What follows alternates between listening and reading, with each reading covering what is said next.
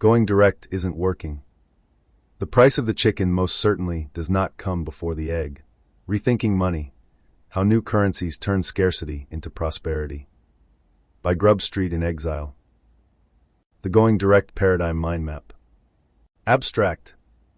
This article critically examines the going direct financial strategy as outlined in the BlackRock report from August 2019, juxtaposing it against historical financial crises, particularly the 2008 bailouts. It argues that the current approach blurs the lines between fiscal and monetary policy, effectively creating a system of socialism for the rich. The analysis highlights the implications of this strategy on wealth inequality, systemic risk, and the broader economic landscape, ultimately contending that such measures may exacerbate existing issues rather than resolve them. By exploring the underlying mechanisms of modern finance, the article aims to illuminate the necessity for a more equitable and sustainable monetary framework. Introduction. In August 2019, at the G7 summit, BlackRock unveiled its going direct strategy, a plan designed to address the next economic downturn through unprecedented coordination between monetary and fiscal policy. This approach, however, raises significant concerns regarding its potential to perpetuate wealth inequality and reinforce the power of financial elites. As the U.S. Federal Reserve and other central banks adopt these measures, it becomes imperative to scrutinize their implications in light of past financial crises and the ongoing challenges facing economies worldwide. Section 1. Historical Context and the 2008 Financial Crisis.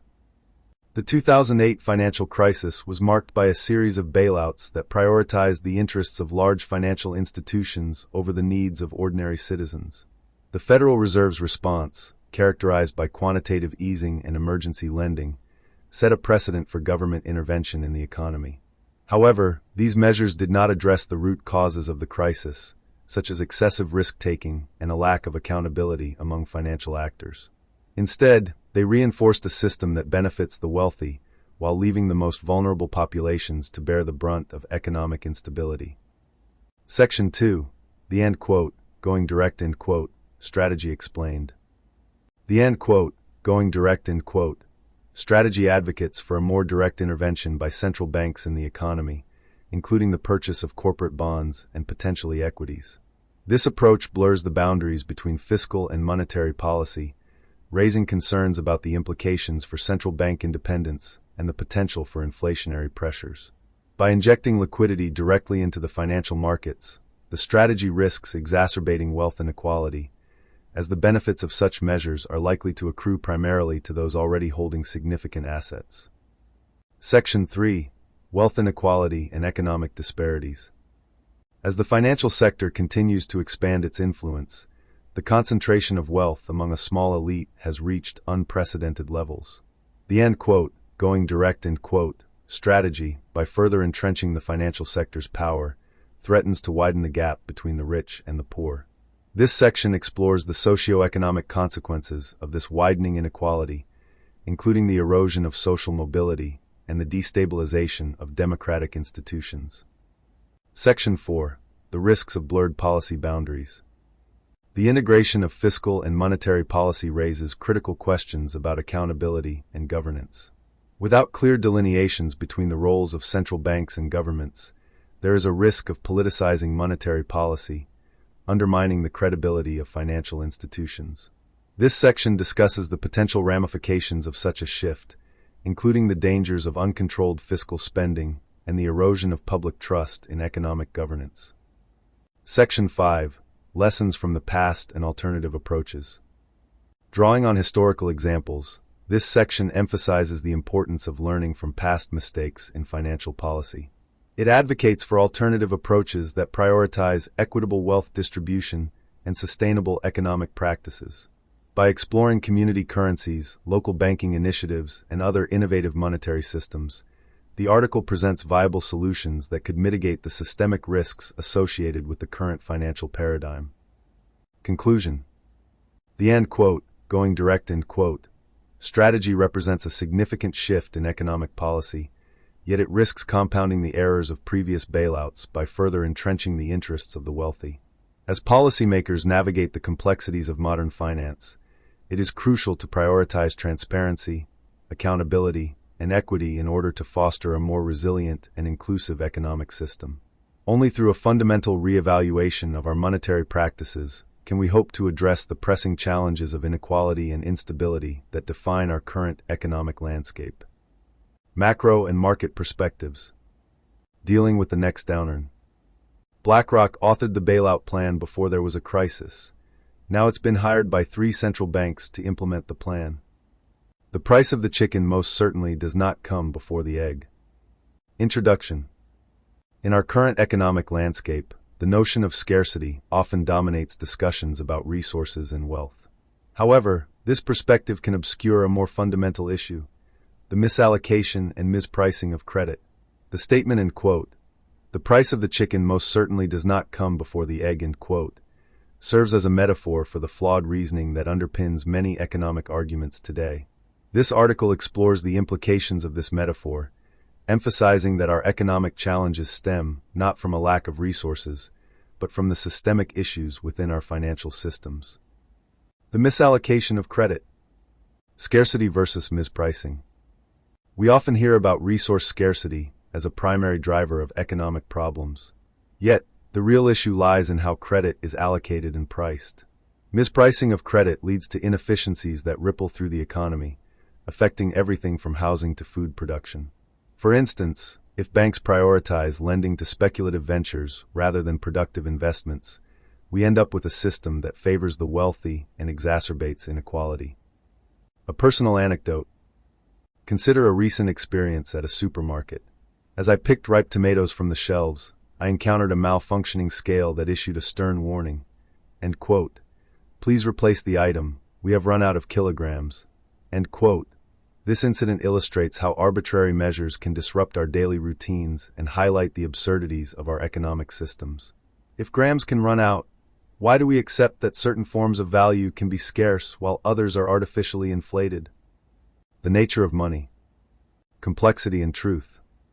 John Kenneth Galbraith once remarked, "The study of money, above all other fields in economics, is one in which complexity is used to disguise truth or to evade truth, not to reveal it." Money, in its essence, is a social construct, yet it operates under rules that often seem arbitrary and designed to benefit the few at the expense of the many. Understanding system design. As Mark Govan posits, and quote, "System design affects user behavior, but user behavior does not affect system design unless it expressly acts to alter or replace it." End quote. This principle highlights the importance of understanding the underlying design of our monetary systems. The current structure often leads to outcomes that serve the interests of financial elites rather than the broader population. Rethinking money, a call for change. The role of local currencies. In end quote, Rethinking Money, How New Currencies Turn Scarcity into Prosperity, end quote, authors Bernard Lietaer and Jackie Dunn argue for the potential of local currencies to address systemic issues. By creating alternative monetary systems that operate alongside national currencies, communities can foster resilience and economic prosperity. These systems have already been successfully implemented in various forms, demonstrating that a shift is possible. The case for state sovereign banks. Catherine Austin Fitts advocates for the establishment of state sovereign banks as a solution to the challenges posed by centralized monetary policies. By empowering local institutions to create and manage money, we can mitigate the risks associated with centralized control and promote economic growth that benefits all citizens. The inevitability of economic contraction. Predictions for the future. As we look ahead, economic contraction seems inevitable due to energy and debt limits. Gail Tverberg predicts that the world economy will shrink over the next decade, driven by these constraints. This perspective emphasizes the urgent need for a reevaluation of our economic systems, focusing on sustainability and equitable resource distribution. The role of energy markets. The energy market plays a critical role in shaping our economic landscape. Factors such as electricity production, crude oil refining, and geopolitical tensions significantly influence the money supply and economic stability. Understanding these dynamics is essential for navigating the challenges ahead. Conclusion. The price of the chicken does not precede the egg. Rather, it reflects a deeper issue within our economic systems, the misallocation and mispricing of credit. By rethinking our approach to money and embracing alternative systems, we can foster a more equitable and sustainable economic landscape. The challenges we face are not insurmountable, but they require a collective effort to address the underlying issues that perpetuate inequality and instability. Only then can we ensure a prosperous future for all. Key themes: misallocation and mispricing of credit.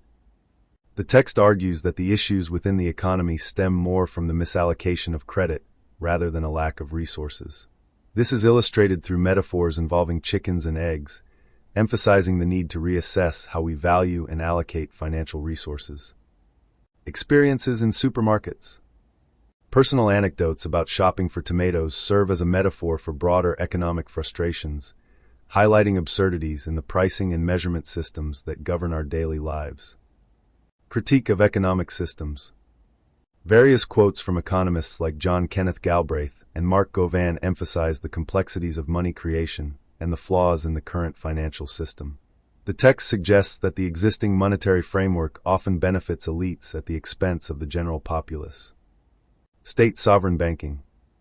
There's a discussion on the potential benefits of state-level banking systems that could empower local economies and mitigate the risks associated with centralized financial systems. Historical context and future considerations.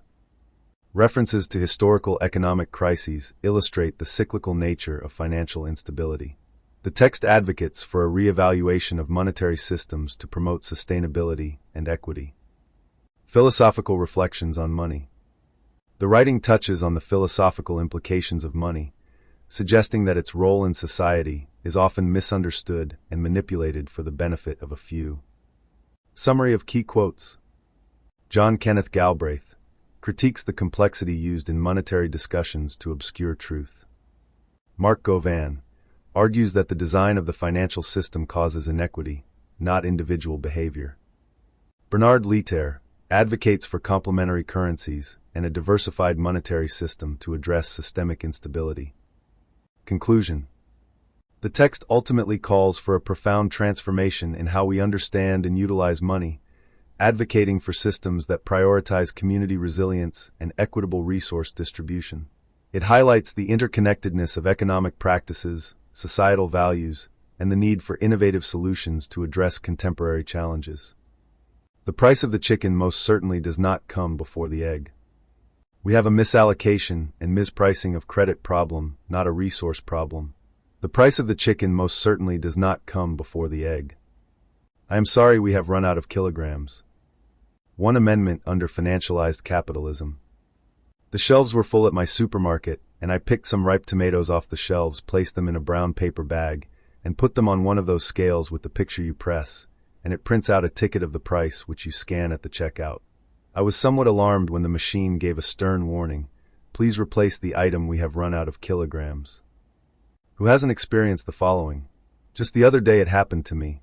Just like any other weekend, I went to the supermarket to replenish my empty pantry, and as always, I made the mandatory stop at the fresh produce section, where I placed some tomatoes in one of those little plastic bags that you tear from a dispenser. As always, I went to one of those electronic scales full of those colorful figures that represent the different produce. I put the bag on the scale and pushed the key with the little tomato on it. And oh my God, the following message appeared on the screen. Error. This scale has run out of grams. Please excuse the inconvenience. What a pain, and just at the worst moment. But then again, we all know that given the times, grams are scarce.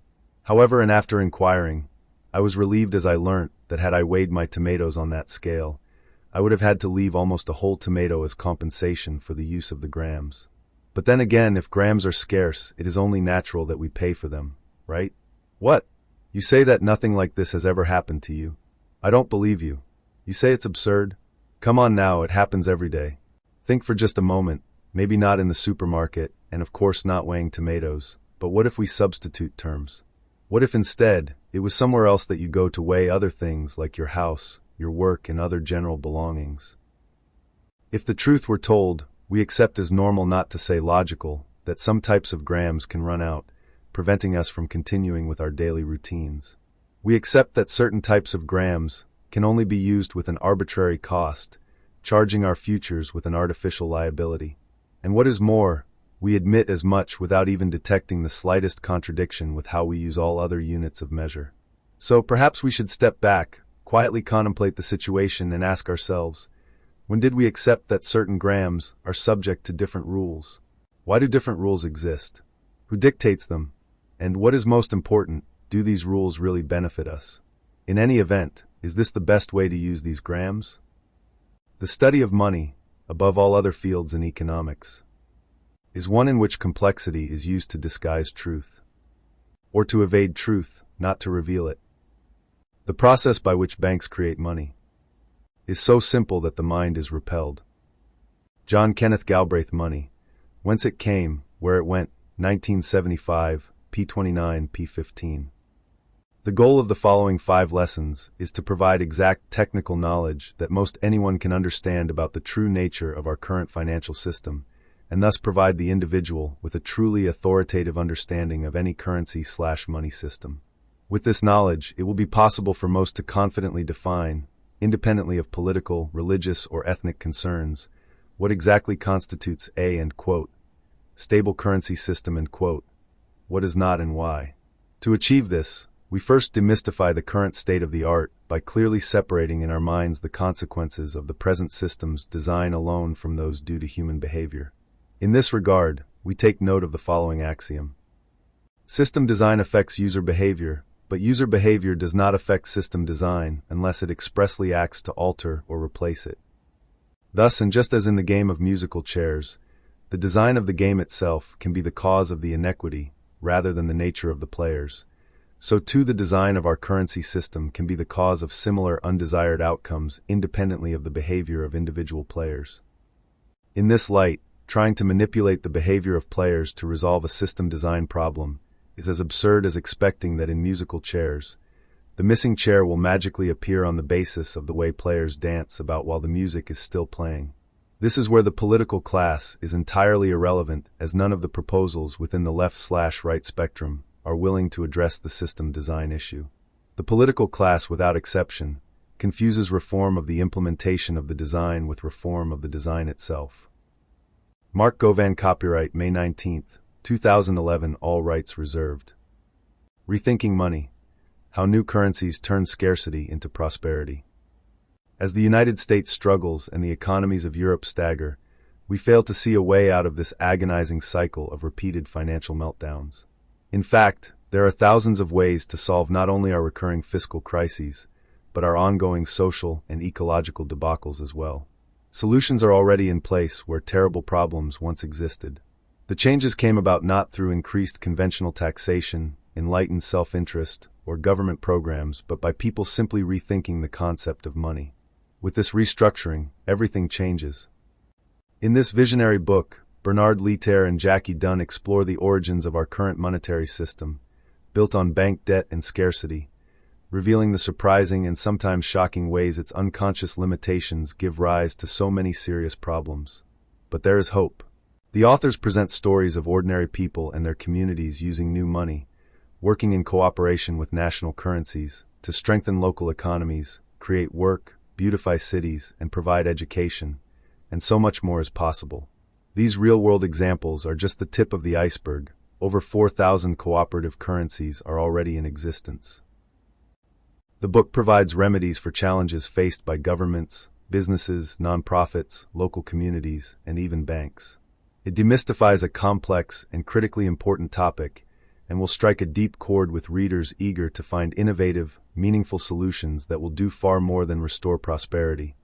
It will provide the framework for an era of sustainable abundance. Authors: Bernard Lietaer, Dunn, Jackie 2013. The Case for Building Wealth with Richard Werner. Grub Street in Exile. March 14, 2024. In today's economic landscape, the pivotal role of banks in shaping local and global economies cannot be overlooked. As we navigate through the intricacies of monetary policy and financial data, it becomes increasingly evident that understanding the inner workings of the banking system is crucial for policymakers and citizens alike. The concept of state, US, UK, regional authority and local level, sovereign banking emerges as a potential solution to address the challenges posed by centralized monetary policies. By empowering state-level institutions to expand the money supply and support local economic initiatives, a state sovereign bank can serve as a catalyst for economic growth and resilience. The establishment of state banks is essential in safeguarding against potential crises and insulating local communities from the perils of centralized control. By fostering dialogue and collaboration, we can work towards creating a robust financial ecosystem that prioritizes local autonomy and economic prosperity. Embracing localized money provision and allocation is imperative in ensuring a more resilient and prosperous future for generations to come. By Catherine Austin Fitts. This week, I am pleased to welcome back Professor Richard Werner, the world's leading scholar on central banking. Richard is a London School of Economics and Oxford-educated economist, a professor of banking and economics, an authorized investment advisor, an economic advisor to governments, and author of the best-selling 2001/2003 book Princes of the Yen, turned into a documentary in 2014. As I talk with subscribers and allies about stopping the control grid, I find them needing to understand that abundance is possible. No one explains this better than Richard. Note, we are making this interview public and encourage you to share it with your bankers and state and local officials. Solari.com/The Case for Building Wealth with Richard Werner / What our generation has forgotten is that the system of private property is the most important guarantee of freedom, not only for those who own property, but scarcely less for those who do not. It is only because the control of the means of production is divided among many people acting independently that nobody has complete power over us, that we as individuals can decide what to do with ourselves. Friedrich August von Hayek, The Road to Serfdom. By Catherine Austin Fitts. In today's economic landscape, the role of banks is paramount in shaping both local and global economies. As we navigate through the complexities of monetary policy, financial data, and economic growth, it becomes increasingly evident that understanding the inner workings of the banking system is crucial for policymakers and citizens alike. The decentralized nature of banking, particularly at the state level, presents both challenges and opportunities for economic prosperity. As we delve into the intricacies of money creation, asset inflation, and the impact of central banking policies, it becomes clear that there is a need for a reevaluation of the role of banks in driving economic growth. One fundamental aspect that requires attention is the ability of banks to create money through lending. This process has far-reaching implications for economic development, as it directly influences consumer price inflation, asset inflation, and the overall stability of the financial system. Understanding how banks can channel their lending towards productive business investment is key to unlocking sustainable income flows and fostering economic prosperity.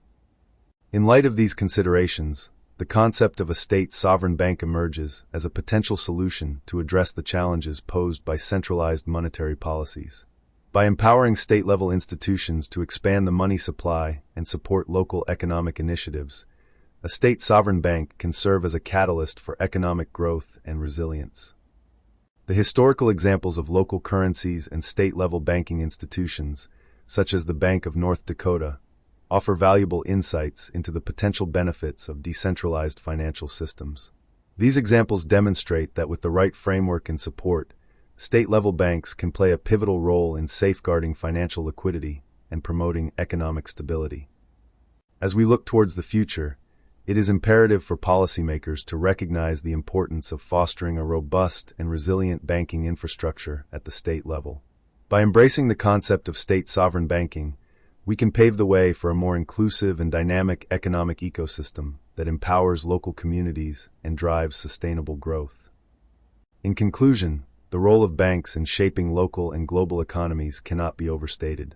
As we navigate through economic challenges and opportunities, the concept of state sovereign banking offers a compelling vision for a more resilient and prosperous financial landscape.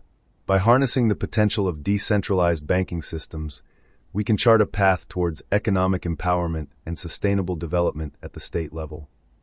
A critical overview of neoclassical political economy by Jonathan Nitzan, 2020. The video critiques neoclassical political economy, highlighting flawed assumptions about self-regulating markets consumer sovereignty shaped by capitalists, and contradictions in capital intensity theories like Sraffa's re-switching paradox. Sraffa, Piero. 1926. The Law of Returns Under Competitive Conditions. The Economic Journal 36, 144, December 535 to 550. Sraffa, Piero. 1960. Production of Commodities by Means of Commodities. Prelude to a Critique of Economic Theory. Cambridge, Cambridge University Press.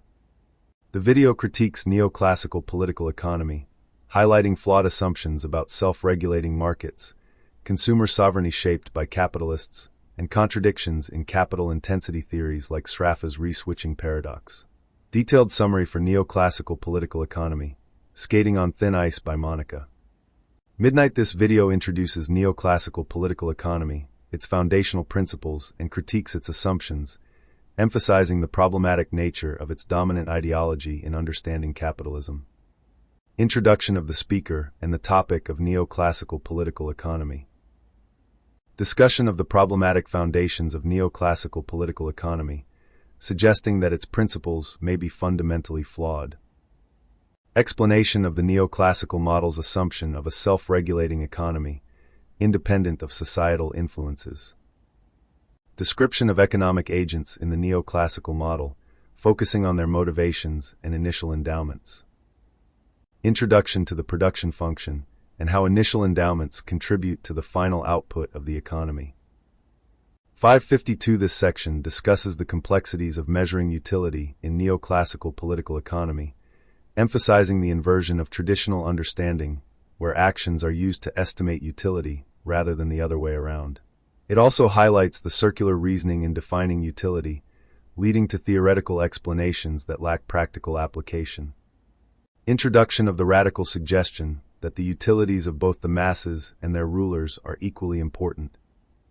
Discussion on the challenges of measuring utility, with reference to Stanley Jevons' perspective on pleasure and pain. Jevons' reversal of the traditional approach, using actions to estimate utility rather than utility explaining actions. John Robinson's critique of utility as a metaphysical concept, illustrating the circularity in defining utility in neoclassical economics. Conclusion that while neoclassical political economy can theoretically explain concepts, it struggles with practical applications. 1144. This section discusses the concept of market equilibrium in neoclassical political economy, explaining how supply and demand curves interact and shift, affecting prices and quantities in the market. It also contrasts theoretical models with real-world market behavior, highlighting instances of disequilibrium. Markets self-equilibrate, leading to stable and desirable points of equilibrium based on demand and supply. Changes in consumer income shift the demand curve, which in turn affects the equilibrium price and quantity. Theoretical models may not accurately reflect real market behavior, as illustrated by historical data on capital goods. Markets can experience disequilibrium, resulting in excess supply or demand, which complicates the equilibrium concept. 1737. The video discusses the evolution of economic structures and consumer behavior, highlighting the shift towards large corporations and government influence, as well as the significant costs associated with modern production. The emergence of powerful businesses and labor unions by the end of the 19th century marked a significant transformation in the economy. The staggering costs of constructing new productive capacities, such as nuclear reactors and semiconductor plants, illustrate the high stakes involved in modern production. Henry Ford's perspective on consumer sovereignty suggests that consumers often do not know what they want, and this has implications for how products are marketed and developed. Advertising plays a crucial role in shaping consumer desires, with substantial spending on persuasion embedded in the costs of commodities. The interdependence of supply and demand is further explored through the lens of market structures, emphasizing the significance of oligopoly in economic theory. 2332. This section discusses the complexities of demand and supply in oligopolistic markets, highlighting the interplay between supply changes and their effects on demand curves, ultimately challenging traditional neoclassical economic models. Introduction to the challenges faced by traditional equilibrium solutions in oligopoly during the 1930s. Piero Sraffa's critique of neoclassical economics, emphasizing the impact of increased production on input prices and income distribution. The relationship between supply and demand in large versus small industries, illustrating how demand is influenced by supply conditions. 41:09 This section discusses Sraffa's concept of re-switching in neoclassical political economy, highlighting the implications of varying capital intensities based on profit rates, ultimately challenging the neoclassical production function. Introduction of Sraffa's hypothetical chart illustrating the concept of re-switching. Explanation of how capitalists choose production methods based on profit rates, switching between capital-intensive and less capital-intensive methods. Discussion on the implications of re-switching, which contradicts the neoclassical assumption of a unique mapping between profit rates and capital intensity. Conclusion that Sraffa's findings undermine the neoclassical production function, leading to a collapse of the entire neoclassical model. In today's economic landscape, the role of banking and the creation of money are pivotal to the functioning of our society. As I travel across America, I have encountered remarkable individuals who are intelligent, educated, and aware, yet are unaware of the impending control grid that threatens our economic freedom. It is essential to shed light on the significance of establishing a state bank and the potential consequences of not doing so. The creation of money by banks has been a cornerstone of our financial system. However, the concentration of power in the hands of central banks poses a significant threat to local and state-level economies. The establishment of a state bank would ensure that money provision remains within the purview of the state, safeguarding against potential crises. The need for a state bank becomes even more apparent when we consider the implications of not having such infrastructure in place. Without a state bank, we risk falling prey to the control grid orchestrated by central planners. The rise of central bank digital currencies, CBDCs, further exacerbates this threat as it consolidates power in the hands of central banks, diminishing the autonomy of local financial institutions. The historical context provides valuable insights into the impact of centralization on local economies. The Great Depression serves as a poignant example, where a mayor's initiative to address unemployment through local money creation was met with resistance from central bankers. This resistance underscored the central planners' vested interest in maintaining control over monetary policy and resource allocation. In light of these challenges, it is imperative to emphasize the importance of local and state-level banking capacity and infrastructure. By empowering local banks to engage in money creation and allocation, we can mitigate the risks associated with centralized control and safeguard the economic well-being of our communities. Furthermore, the integration of analog and digital systems is crucial in ensuring resilience against potential disruptions. While digital innovations offer efficiency and convenience, analog alternatives serve as a vital safeguard against central control and technological vulnerabilities. In advocating for the establishment of state sovereign banks, it is essential to engage with policymakers and legislators to articulate the benefits of such initiatives. By fostering dialogue and collaboration, we can work towards creating a robust financial ecosystem that prioritizes local autonomy and economic prosperity. It is also crucial to engage with banking professionals and stakeholders to convey the significance of embracing a decentralized approach to money creation. By aligning with the interests of local financial institutions, we can garner support for initiatives aimed at bolstering state-level banking infrastructure. In conclusion, the establishment of state sovereign banks is not merely a theoretical concept.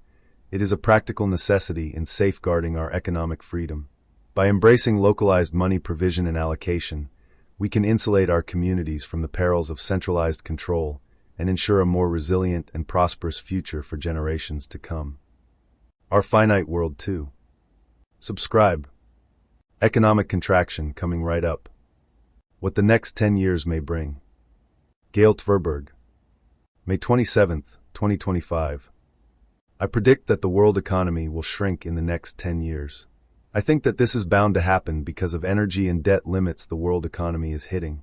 There are a variety of other factors involved as well.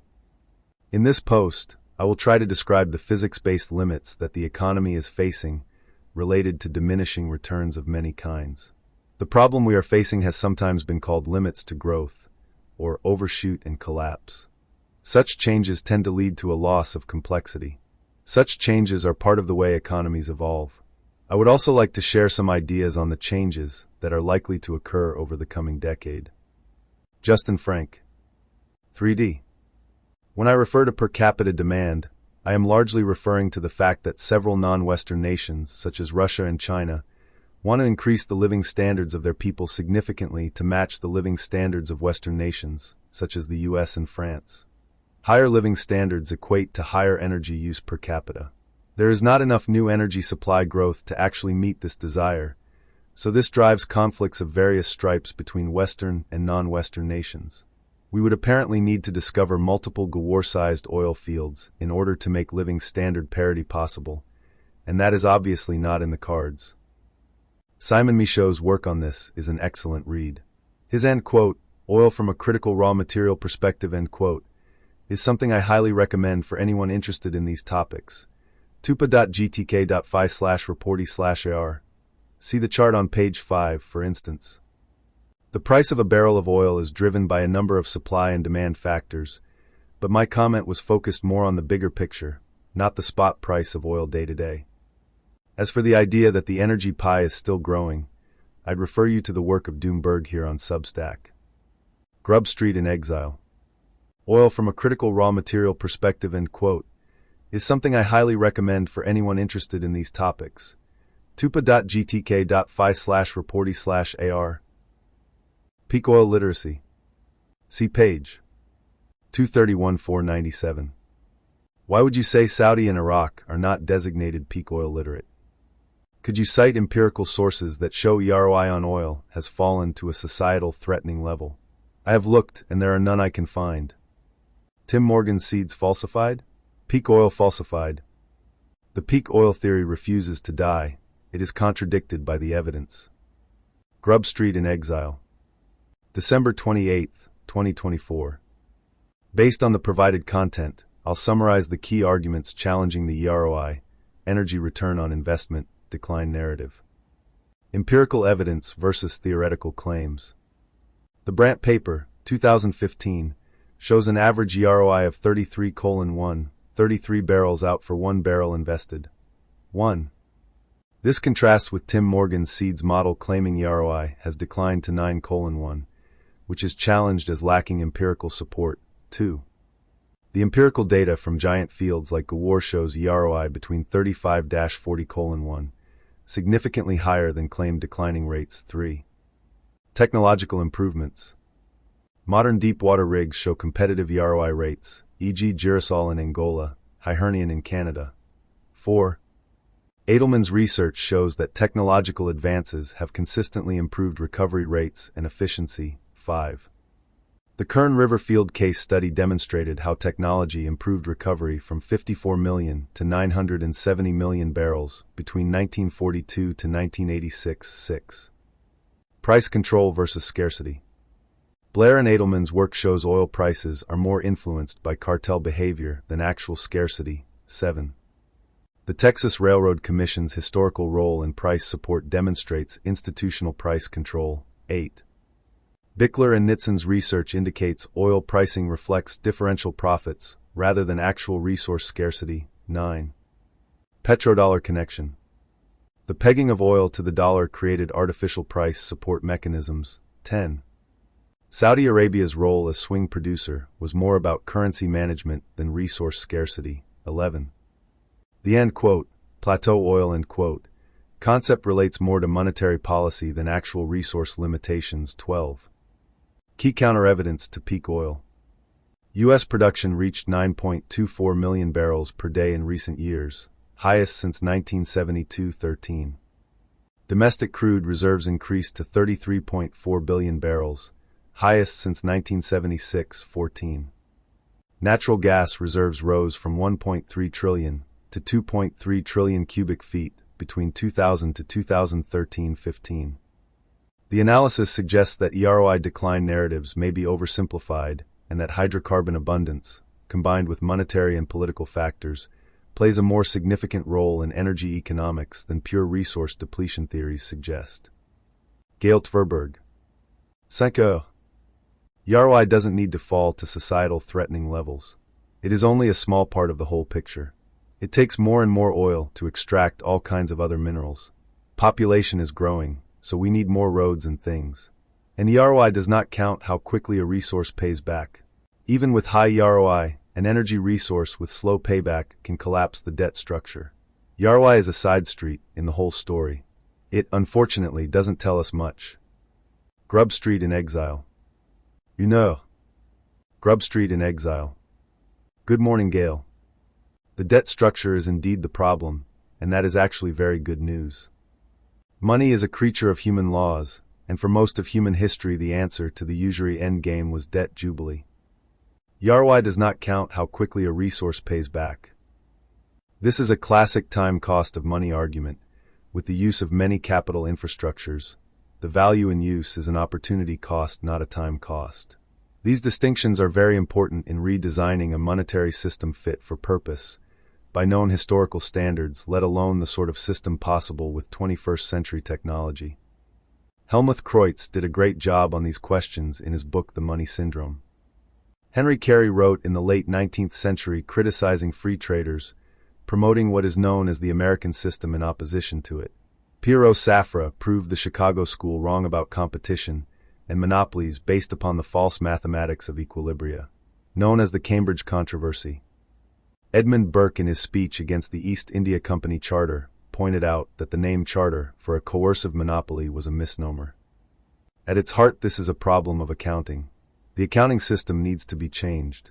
There are many alternatives, but all are offensive to powerful vested interests. As the logical flaws in the present system are indefensible, those vested interests will prevaricate and dissemble.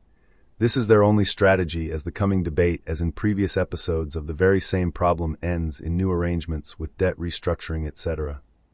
Burke's pamphlet on these present discontents points out that when the citizenry are annoyed, it is usually for good reason, and in such circumstances it is easier to reform the mode and means of governance than it is to reform the people. G.K. Chesterton equipped that the poor only object to being governed badly, the rich object to being governed at all.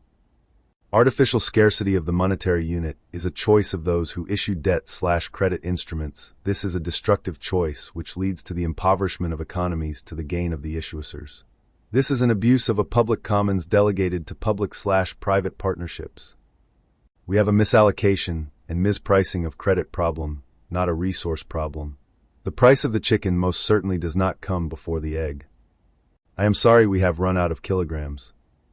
The shelves were full at my supermarket, and I picked some ripe tomatoes off the shelves, placed them in a brown paper bag, and put them on one of those scales with the picture you press, and it prints out a ticket of the price which you scan at the checkout. I was somewhat alarmed when the machine gave a stern warning, "Please replace the item, we have run out of kilograms." Mr. Burke's speech on the December 1st, 1783, upon the question for the Speaker's leaving the chair, in order for the House to resolve itself into a committee on Mr. Fox's East India Bill. On the contrary, I am certain that every means, effectual to preserve India from oppression, is a guard to pre-divides serve the British Constitution from its worst COR divides ruption.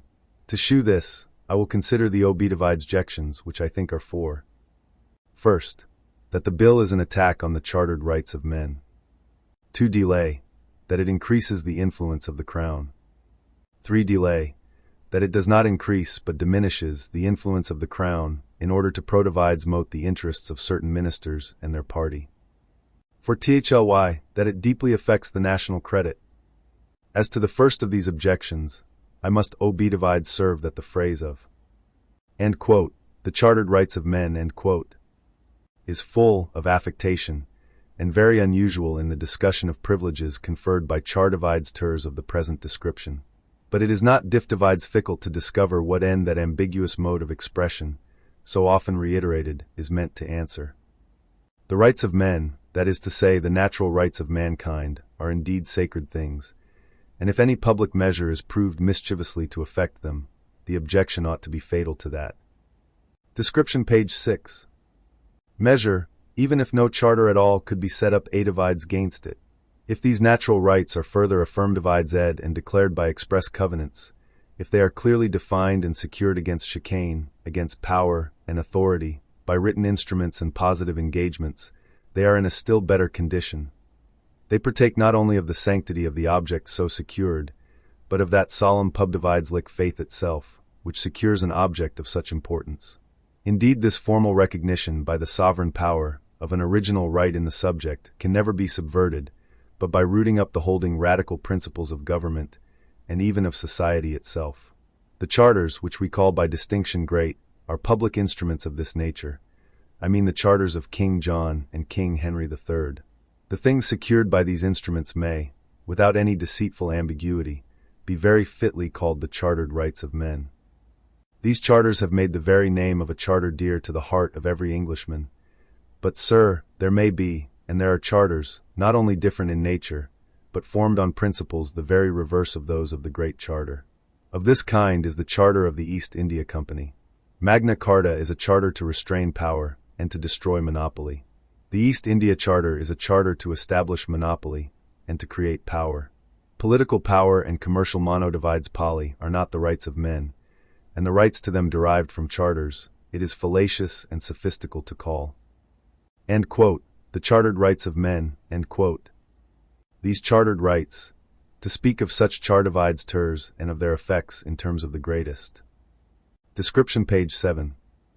Possible moderation, do at least suspend the natural rights of mankind at large, and in their very frame and constitution are liable to fall into a direct violation of them.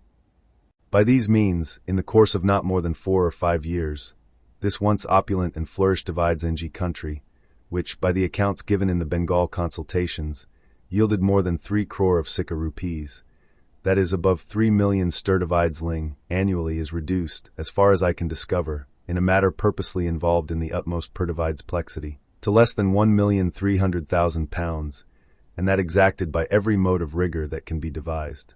To complete the business, most of the wretched remnants of this revenue are mortgaged, and delivered into the hands of the usurers at Benares, for there alone are to be found some lingering remains of the individe scient wealth of these regions, at an interest of near 30% per annum. The revenues in this manner failing, they seized upon the estates of every person of Emi divides nents in the country, and, under the name of resumption, confiscated their property. I wish, sir, to be understood universally and literally, when I assert that there is not left one man of property and substance for his rank, in the whole of these provinces, in provinces which are nearly the extent of England and Wales taken together. Not one landholder, not one banker, not one merchant, not one even of those who usually perish last, the ultimum moriens in a ruined state, no one farmer of revenue. The East India Company and public opinion. The East India Company and public opinion. The East India Company's activities, particularly the behavior of the company's servants, roused much public indignation in England. Nabobs. There were many sources of public and parliamentary outrage. The company's servants, who had become fantastically wealthy through corrupt trade and other practices, became known as nabobs. It was feared that these individuals, their agents and those who took their bribes, would corrupt Parliament by forming an unbeatable East Indian interest there. Corruption and brutality. There was also despair at the bad administration of the company's affairs, both in Britain and in India, especially in 1772, when the company's finances collapsed. Lord North's Regulating Act of 1773 was a response to this concern. In addition, there was anger at the often brutal and corrupt behavior of some of the company's officials. Attacks in Parliament. Robert Clive, the victor of Plassey, an MP for Shrewsbury from 1761, had to defend himself vigorously for 3 successive days in the Commons in May 1773 against the attacks levelled against him by General John Burgoyne, MP for Preston, who was the chairman of a committee examining his administration in India.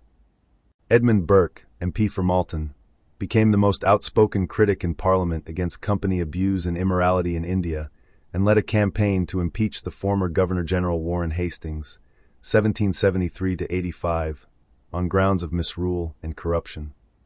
Impeachment. Hastings was charged with high crimes and misdemeanors, and was impeached in 1787. His trial, the longest impeachment proceedings in Parliament's history, began in Westminster Hall in 1788. Burke was unrestrained in his denunciations and violently accused Hastings of being the end quote, Captain General of Iniquity end quote, a end quote, Spider of Hell end quote, and a end quote, ravenous vulture devouring the carcasses of the dead end quote. Yet despite the passion and forcefulness of Burke's moral outrage, Hastings was acquitted of all charges in April 1795 after his 7-year trial. Public interest and concern. Both the Clive inquiry and the Hastings impeachment stirred up widespread popular interest and excitement and showed that under the influence of the evangelical movement, there was a growing public feeling that there should be a moral foundation to British rule in the growing Indian Empire. March 4, 2020. Ariadne's ball of string. Back to Golem. To whom do we owe this money? Strudyblog Golem, The Slog, Robin Smith. Dr. Adrian Wrigley # Richard Werner. Free trade versus free market. Carey's American system versus Ricardo Malthusian system. Monopoly versus free market competition. Roger Glewis, April 9, 2023. Leave a comment. Essay on the rate of wages, with an examination of the differences in the condition of the laboring population throughout the world. Economic Nationalism and Trade, edit. Further information, Economic Nationalism and Protectionism.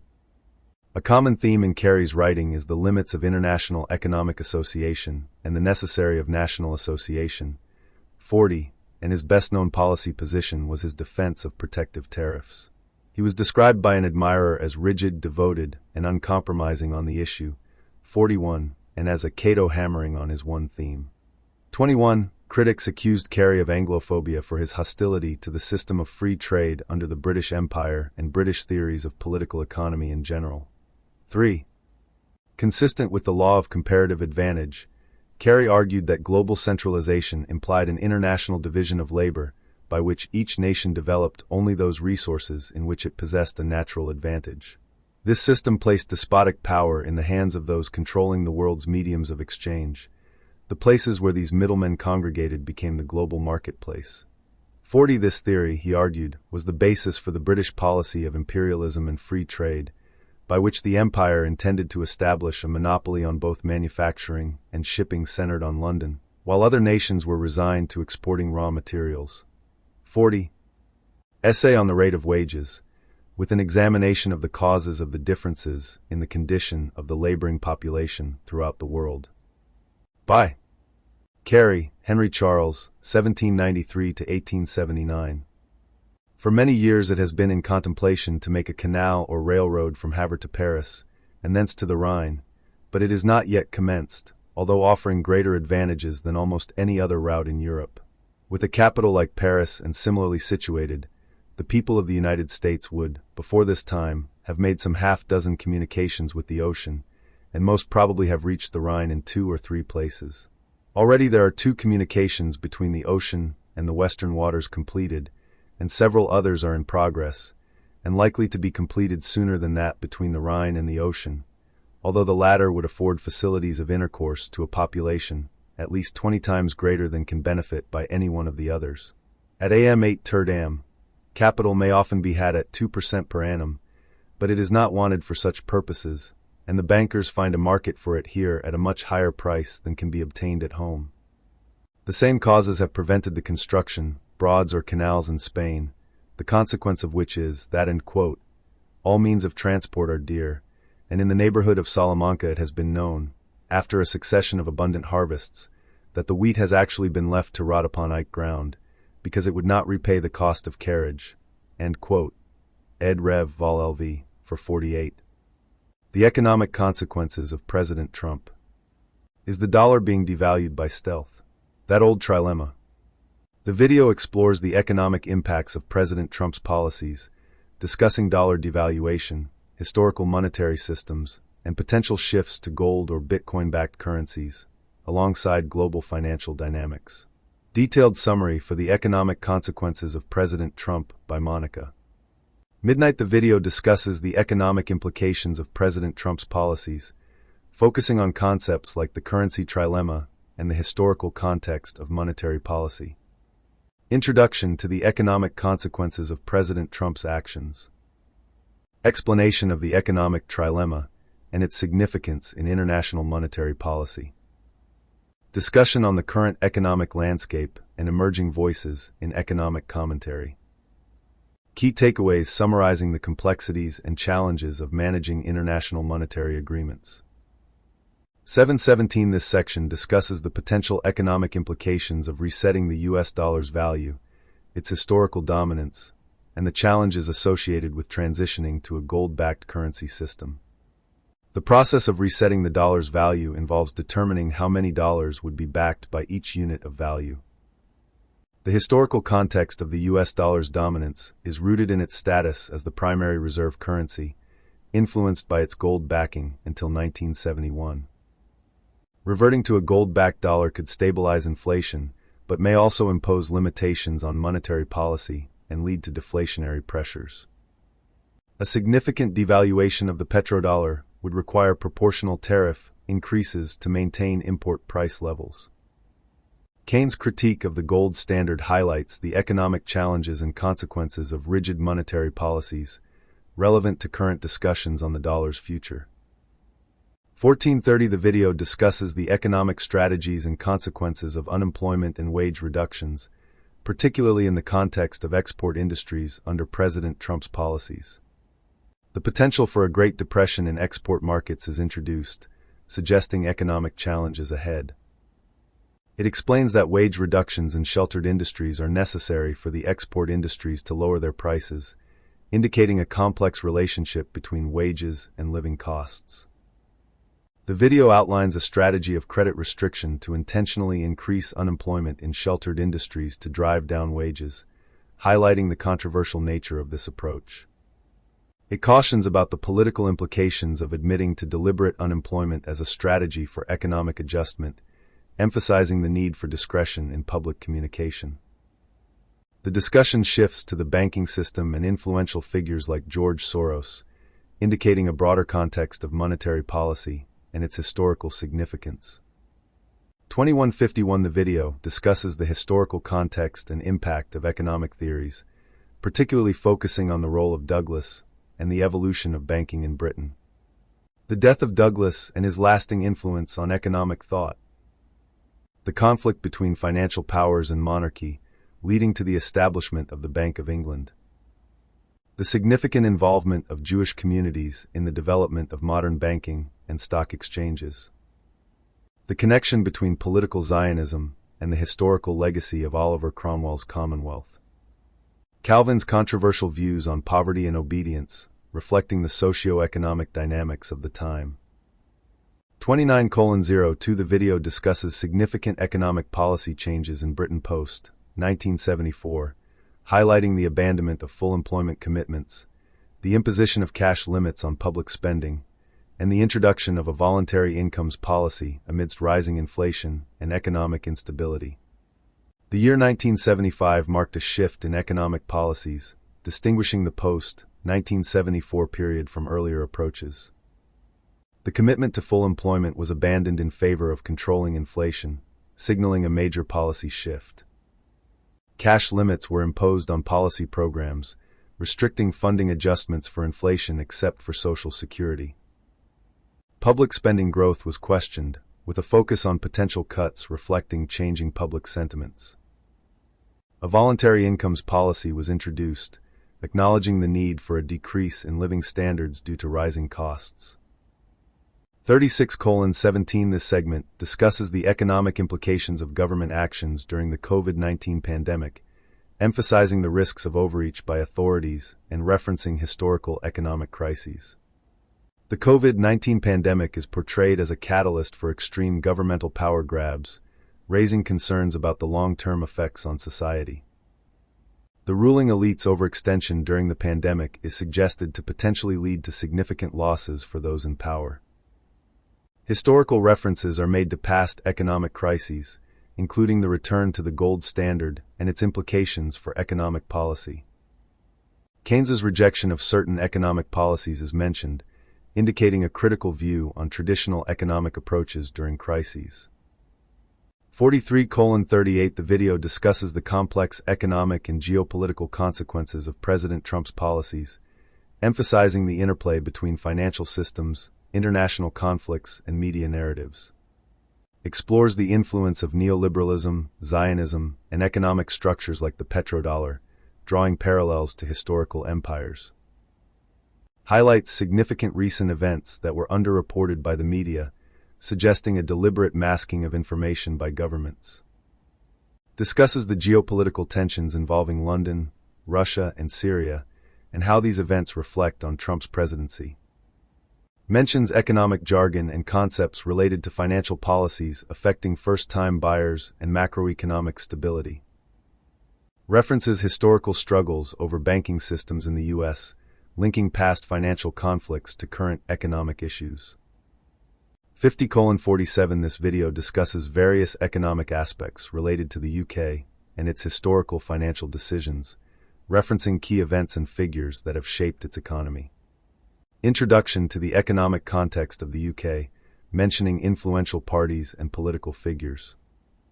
Exploration of the causes of major economic events, including the Great Recession and their impact on the UK economy.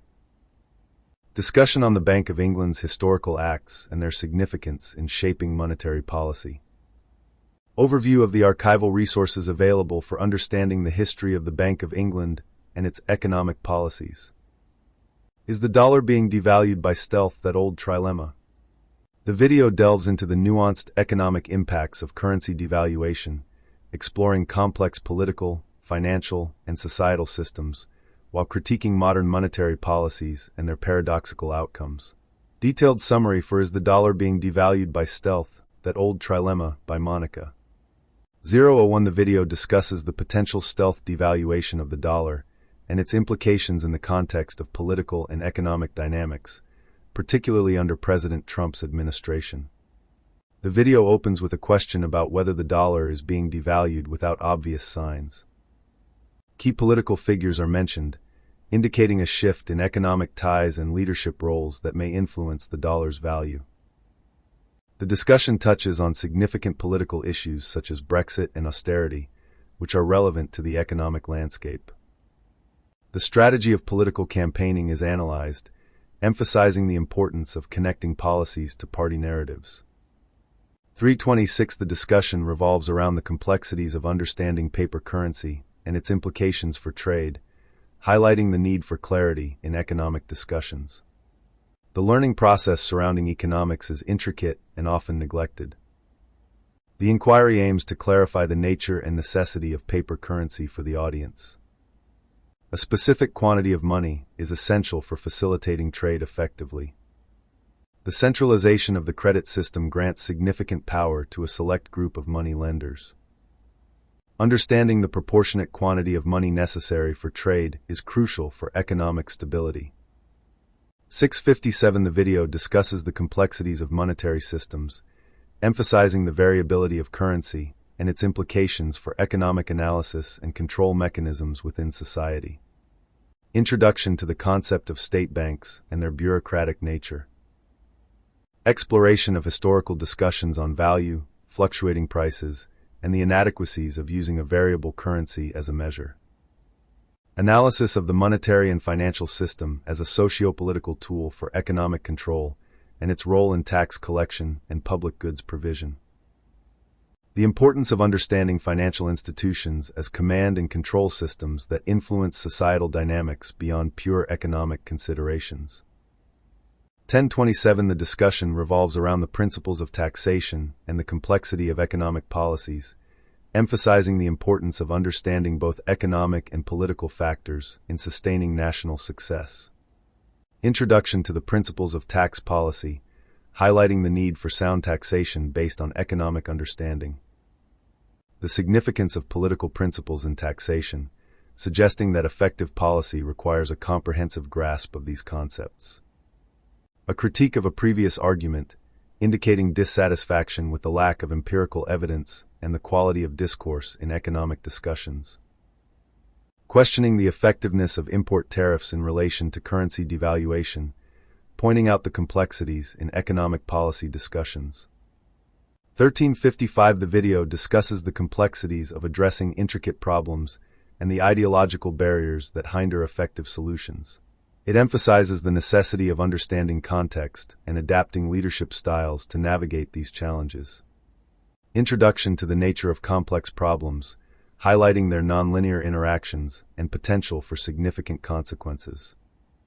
The importance of utilizing supercompetencies to address complex issues and the dangers of oversimplifying such problems. Identification of 3 ideological obstacles, neoliberalism, managerialism, and elitism, that pose significant threats to societal and ecological stability. A preview of the book's content, contrasting the dangers presented by current ideologies with the potential solutions offered by super-competent democracies. 1724. The video discusses the paradox of modern financial systems, emphasizing how complexity and efficiency in financial instruments have led to new forms of scarcity rather than abundance, ultimately questioning the effectiveness of these systems in addressing societal needs. Introduction to the complexities in modern finance and its impact on society.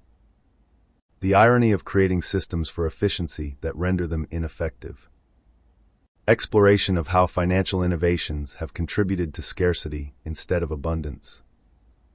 Critique of the carbon currency system as a flawed solution to environmental issues. Discussion on how scarcity has become a commodity, increasing the value of limited resources. A priori, end quote. The proof of a theory is in its reasoning, end quote. Ludwig von Mises. I would propose this title. End quote. Gold is money, end quote. J.P. Morgan. Discuss. Zarlenga debunks the praxeological Austrian cult. 24 Proposals for U.S. Monetary Reform 677. 2. Poor monetary and economic thought. Much inane monetary thinking arises from the Austrian School of Economics, which has more influence in America than in Europe, thanks to its hold on American libertarians. The monetary positions of this school are weak right from its founder Carl Menger's theory of the origin of money. Their main monetary tract was written in 1912 by Ludwig von Mises at only age 31. Yet reprintings have almost no changes, despite the momentous monetary events that occurred since then. This reveals a kind of arrogance to beware of. Von Mises' rarely read book has many contradictions and bold, unsupported assertions on its key monetary positions. For example, his assertion that the concept of money as a creature of law and the state is clearly untenable. It is not justified by a single phenomenon of the market. 16. Why? No answer. That single statement brands him as either dishonest or foolish.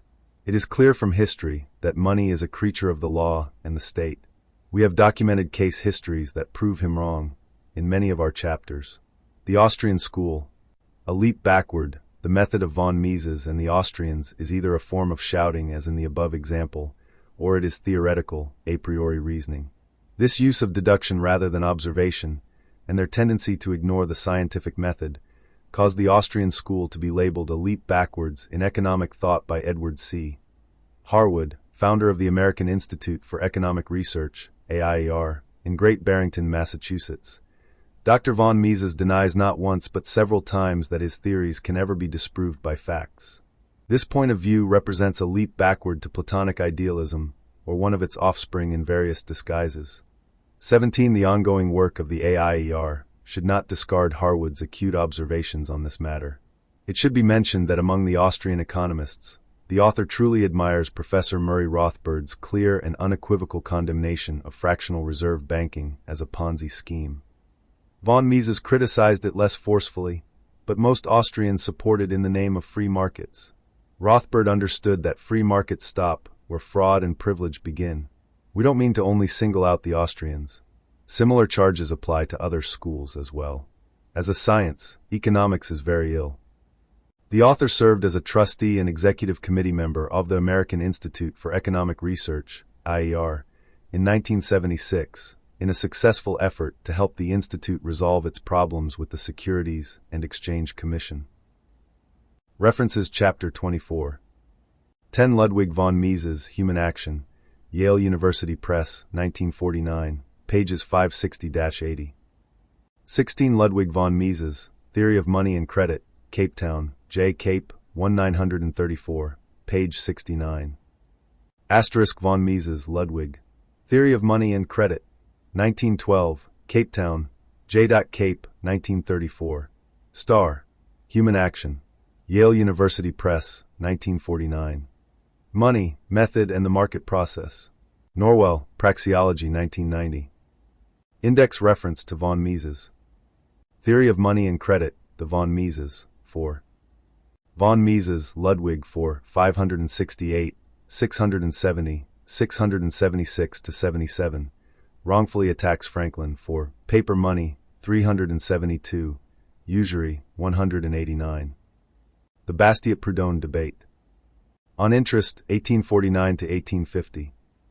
Letter 13. Letter 12 by Tucker's numbering. Proudhon to Bastiat. February 11, 1850. Translation, as under the scalpel, Bastiat's intellect mercilessly dissected. Proudhon's last letter.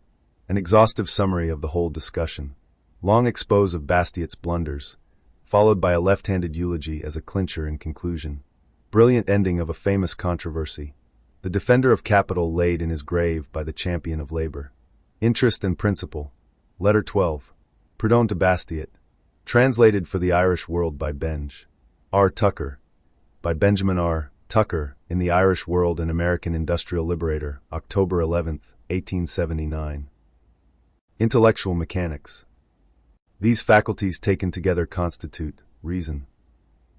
13.6 The induction of Plato, the syllogism of Aristotle, the contradiction of the sophists, the identity of Condillac, the antinomy of Kant and Hegel, are only various forms of reasoning, special applications of logic, just as the use of steam as a motive power has caused the invention of all kinds of machinery, locomotives, steamboats, stationary engines, high or low pressure engines, etc., but which are all dependent upon the same principle, steam. 13.7 All the sciences, without exception, are founded on logic, that is, on the exercise of the four basic faculties: perception, comparison, memory, judgment. That is why science is essentially demonstrative. Spontaneity, intuition, imagination have no scientific authority. It is for this reason, too, it is by virtue of their reasoning faculties, that men become capable of communicating their thoughts and of conversing with each. Deprive them of perception, comparison, memory, and judgment, and they speak successively or all at once, but they do not answer or understand each other.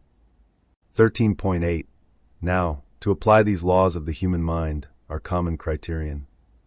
As for you, Monsieur Bastiat, who, an economist, mock at metaphysics, of which political economy is but the concrete expression, who, a member of the Institute, are unacquainted even with the philosophy of your century, who, the author of a work entitled Economical Harmonies, probably in opposition to my economical contradictions. M. Proudhon is mistaken in his conjecture. Bastiat did not write the Harmonies in opposition to economic contradictions, since on June 5, 1845, that is to say, prior to the appearance of the contradictions, he communicated in a letter to a friend his intention to write Social Harmonies. Let us also recall that Bastiat was solely a corresponding member of the Institute. OC have no conception of the harmonies of history, and see in progress only a desolating fatalism, who, an advocate of capital and interest, are utterly ignorant of the principles of commercial bookkeeping, who, conceiving finally, through the circumlocutions of a bewildered imagination, and on the authority of your authors more than from your own profound conviction, that it is possible to organize, with the pubic funds, a bank giving credit without interest, continue nevertheless to protest. In the name of liberty of credit, against gratuity of credit, you are undoubtedly a good and worthy citizen, an honest economist, a conscientious writer, a loyal representative, a faithful Republican, a true friend of the people. But your last words entitle me to tell you, Monsieur Bastiat, that, scientifically, you are a dead man. Ironically, Bastiat would in fact be dead by the end of the year. RTL. P.J. Proudhon.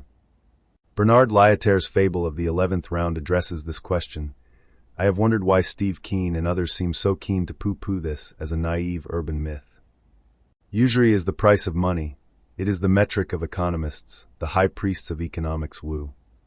What we see in Keen and Varoufakis is really at best a controlled opposition, clinging to the social control mechanism, that is debt-based money. They all do it. Proudhon scotched the artifice in his dialogue with Bastiat, and also as described by Kropotkin. Story of the 11th round. Once upon a time, in a small village in the outback, people used barter for all their transactions. On every market day, people walked around with chickens, eggs, hams, and breads, and engaged in prolonged negotiations among themselves to exchange what they needed. At key periods of the year, like harvests or whenever someone's barn needed big repairs after a storm, people recalled the tradition of helping each other out that they had brought from the old country. They knew that if they had a problem someday, others would aid them in return. One market day, a stranger with shiny black shoes and an elegant white hat came by and observed the whole process with a sardonic smile. When he saw one farmer running around to corral the 6 chickens he wanted to exchange for a big ham, he could not refrain from laughing.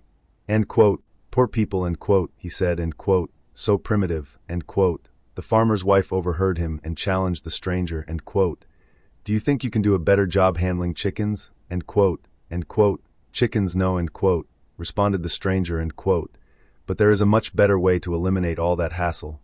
End quote, end quote. Oh yes, how so? End quote, asked the woman. End quote, see that tree there? End quote, the stranger replied. End quote, well, I will go wait there for one of you to bring me one large cowhide. Then have every family visit me. I'll explain the better way, end quote. And so it happened. He took the cowhide and cut perfect leather rounds in it, and put an elaborate and graceful little stamp on each round. Then he gave to each family 10 rounds, and explained that each represented the value of 1 chicken. End quote. Now you can trade and bargain with the rounds instead of the unwieldy chickens, end quote, he explained. It made sense. Everybody was impressed with the man with the shiny shoes and inspiring hat. End quote. Oh, by the way, end quote, he added after every family had received their 10 rounds, end quote, in a year's time, I will come back and sit under that same tree. I want you to each bring me back 11 rounds. That 11th round is a token of appreciation for the technological improvement I just made possible in your lives.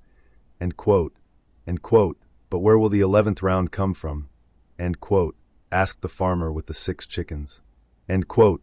You'll see, end quote, said the man with a reassuring smile. Assuming that the population and its annual production remain exactly the same during that next year, what do you think had to happen? Remember, that 11th round was never created.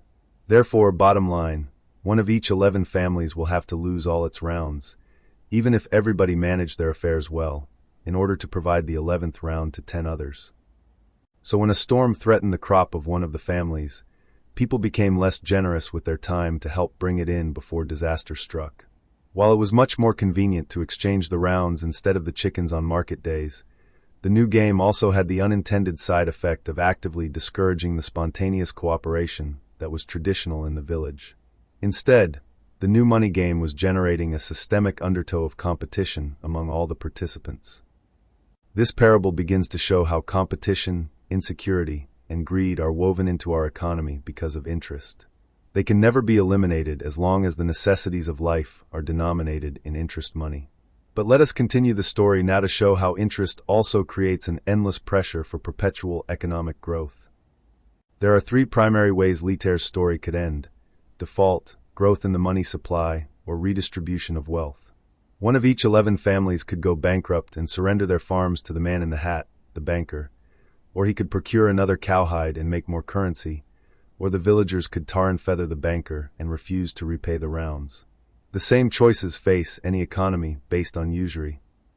So imagine now that the villagers gather round the man in the hat and say, end quote, Sir, could you please give us some additional rounds so that none of us need go bankrupt? End quote.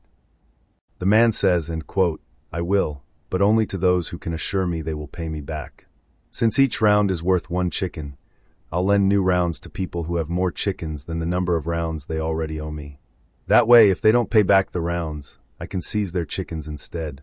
Oh, and because I'm such a nice guy, I'll even create new rounds for people who don't have additional chickens right now, if they can persuade me that they will breed more chickens in the future. So show me your business plan. Show me that you are trustworthy. One villager can create credit reports to help you do that. I'll lend at 10% if you are a clever breeder. You can increase your flock by 20% per year, pay me back, and get rich yourself too. End quote. The villagers ask, end quote, that sounds okay, but since you are creating the new rounds at 10% interest also, there still won't be enough to pay you back in the end. End quote. End quote. That won't be a problem, end quote, says the man. End quote. You see, when that time arrives, I will have created even more rounds, and when those come due, I'll create yet more. I will always be willing to lend new rounds into existence. Of course, you'll have to produce more chickens, but as long as you keep increasing chicken production, there will never be a problem." End quote. A child comes up to him and says, end quote, "Excuse me, sir, my family is sick, and we don't have enough rounds to buy food. Can you issue some new rounds to me?" End quote. End quote. "I'm sorry," end quote, says the man, end quote, "but I cannot do that. You see, I only create rounds for those who are going to pay me back.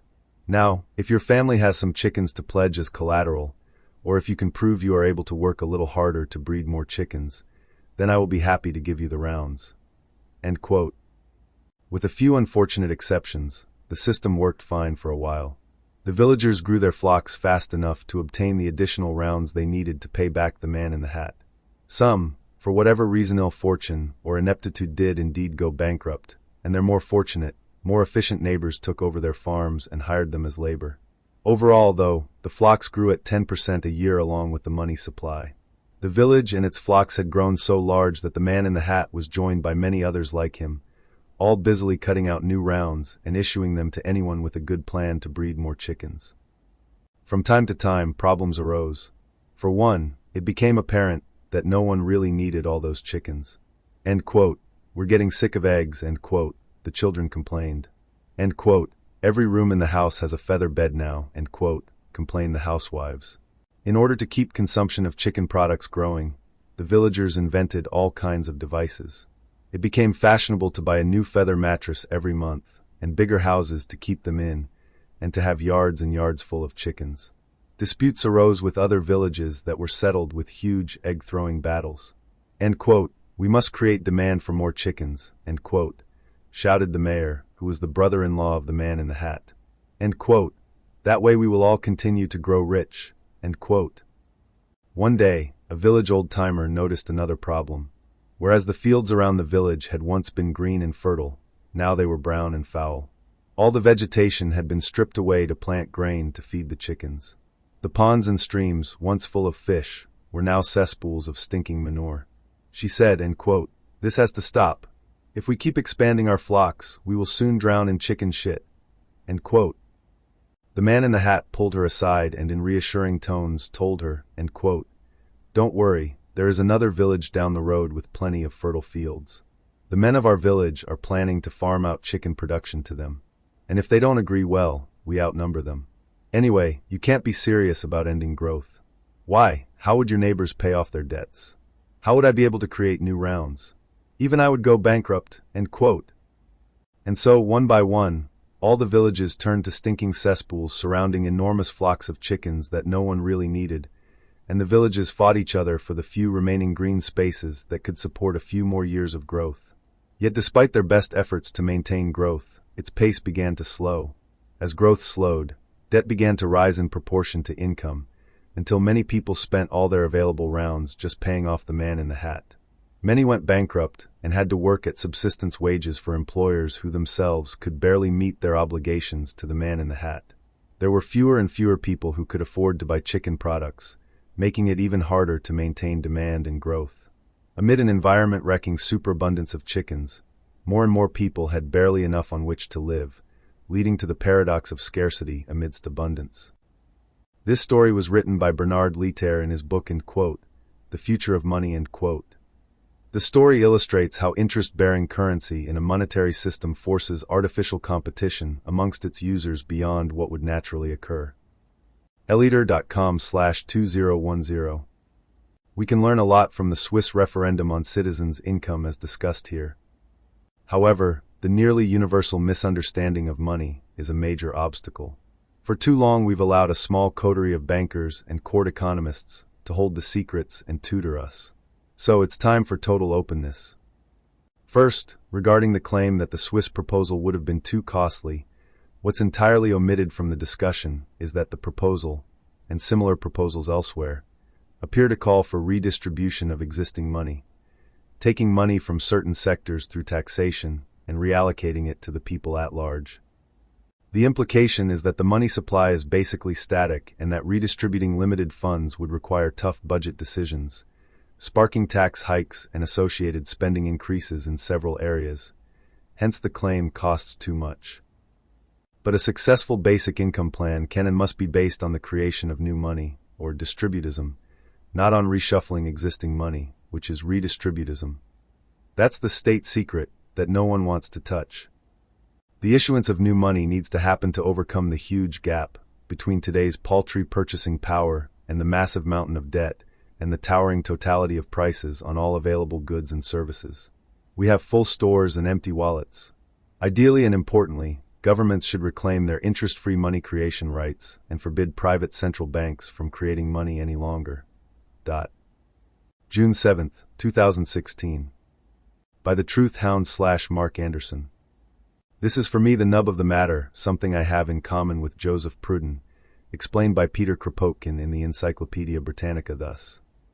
https://archive.org/stream/. Now Proudhon advocated a society without government and used the word anarchy to describe it. Proudhon repudiated, as is known, all schemes of communism according to which mankind would be driven into communistic monasteries or barracks, as also all the schemes of state or state-aided socialism, which were advocated by Louis Blanc and the collectivists.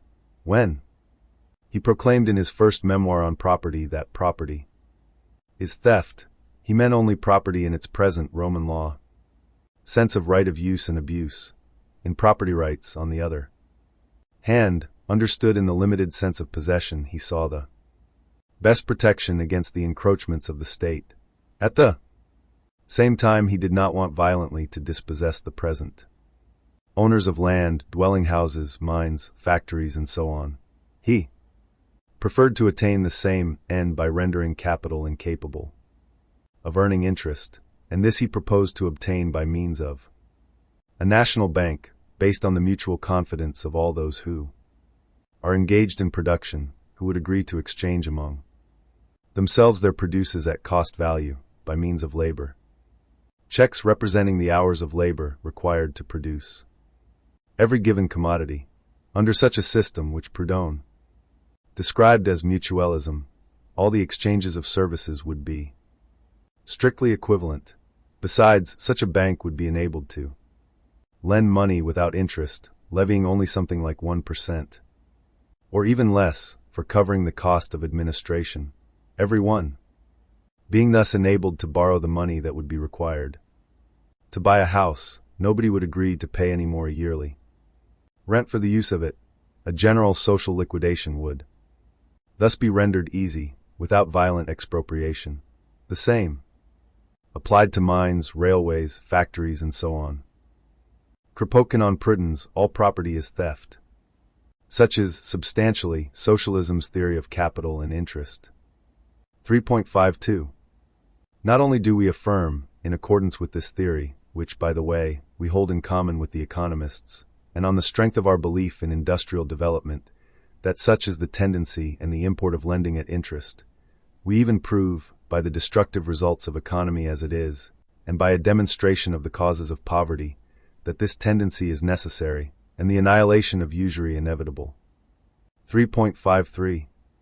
In fact, rent, reward of capital, interest on money, in one word, usury, constituting, as has been said, an integral part of the price of products, and this usury not being the same for all, it follows that the price of products, composed as it is of wages and interest, cannot be paid by those who have only their wages and no interest to pay it with, so that, by the existence of usury, labor is condemned to idleness and capital to bankruptcy. 3.54. This argument, one of that class which mathematicians call the reductio ad absurdum, showing the organic impossibility of lending at interest, has been repeated 100 times by socialism. Why do not the economists notice it? 3.55. Do you really wish to refute the ideas of socialism on the question of interest? Listen, then, to the questions which you must answer. 3.56. 1.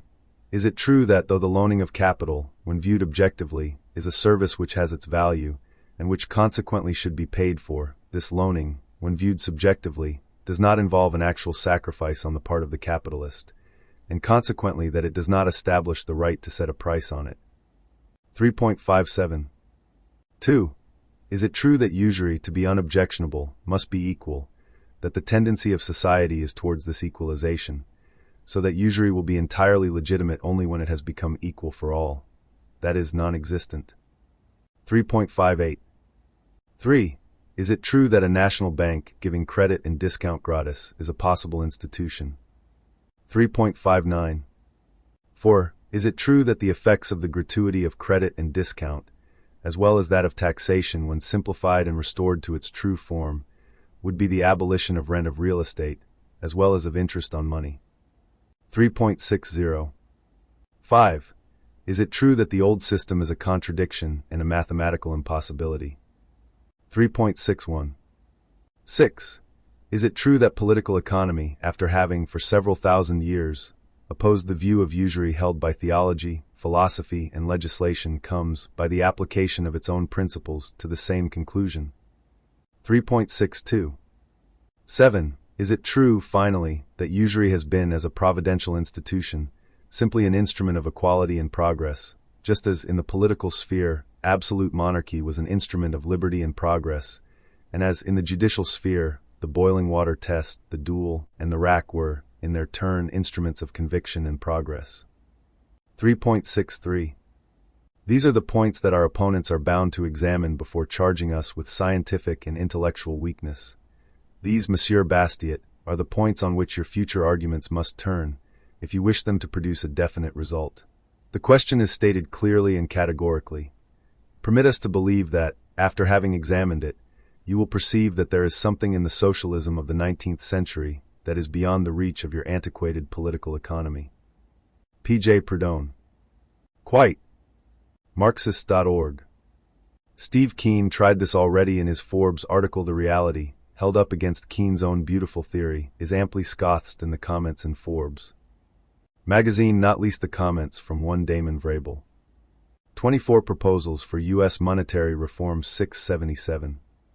2. Poor monetary and economic thought. Much inane monetary thinking arises from the Austrian School of Economics, which has more influence in America than in Europe, thanks to its hold on American libertarians. The monetary positions of this school are weak right from its founder Karl Menger's theory of the origin of money. Their main monetary tract was written in 1912 by Ludwig von Mises at only age 31. Yet reprintings have almost no changes, despite the momentous monetary events that occurred since then. This reveals a kind of arrogance to beware of.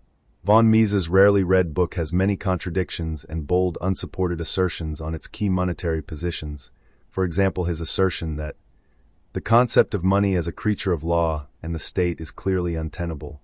It is not justified by a single phenomenon of the market. 16. Why? No answer. That single statement brands him as either dishonest or foolish. It is clear from history that money is a creature of the law and the state. We have documented case histories that prove him wrong in many of our chapters. The Austrian School.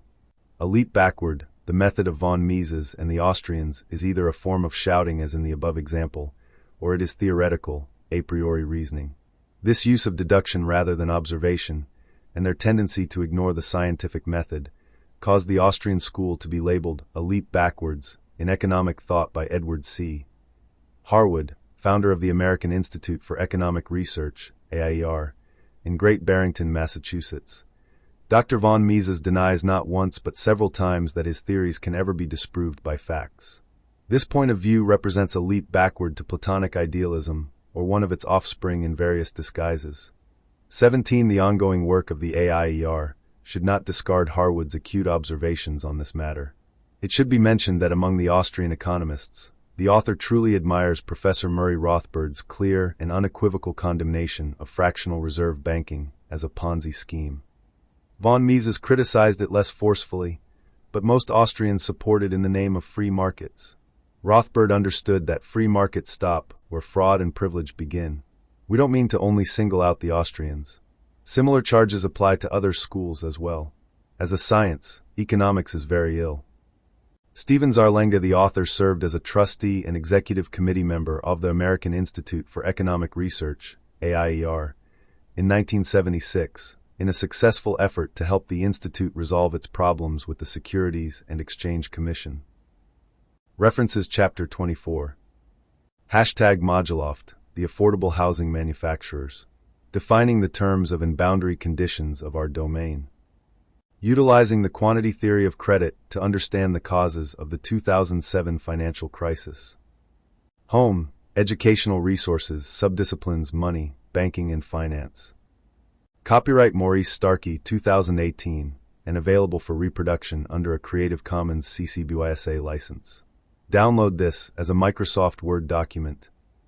Contents. Introduction. 1. Financial deregulation. 2. Credit money creation by banks and building societies. 3. The quantity theory of credit. 4. Central bank policies to manage the 2007 financial crisis. For point 1, should the Bank of England reduce interest rates in response to this type of financial crisis? For point 2, what type of quantitative easing is appropriate? Bibliography.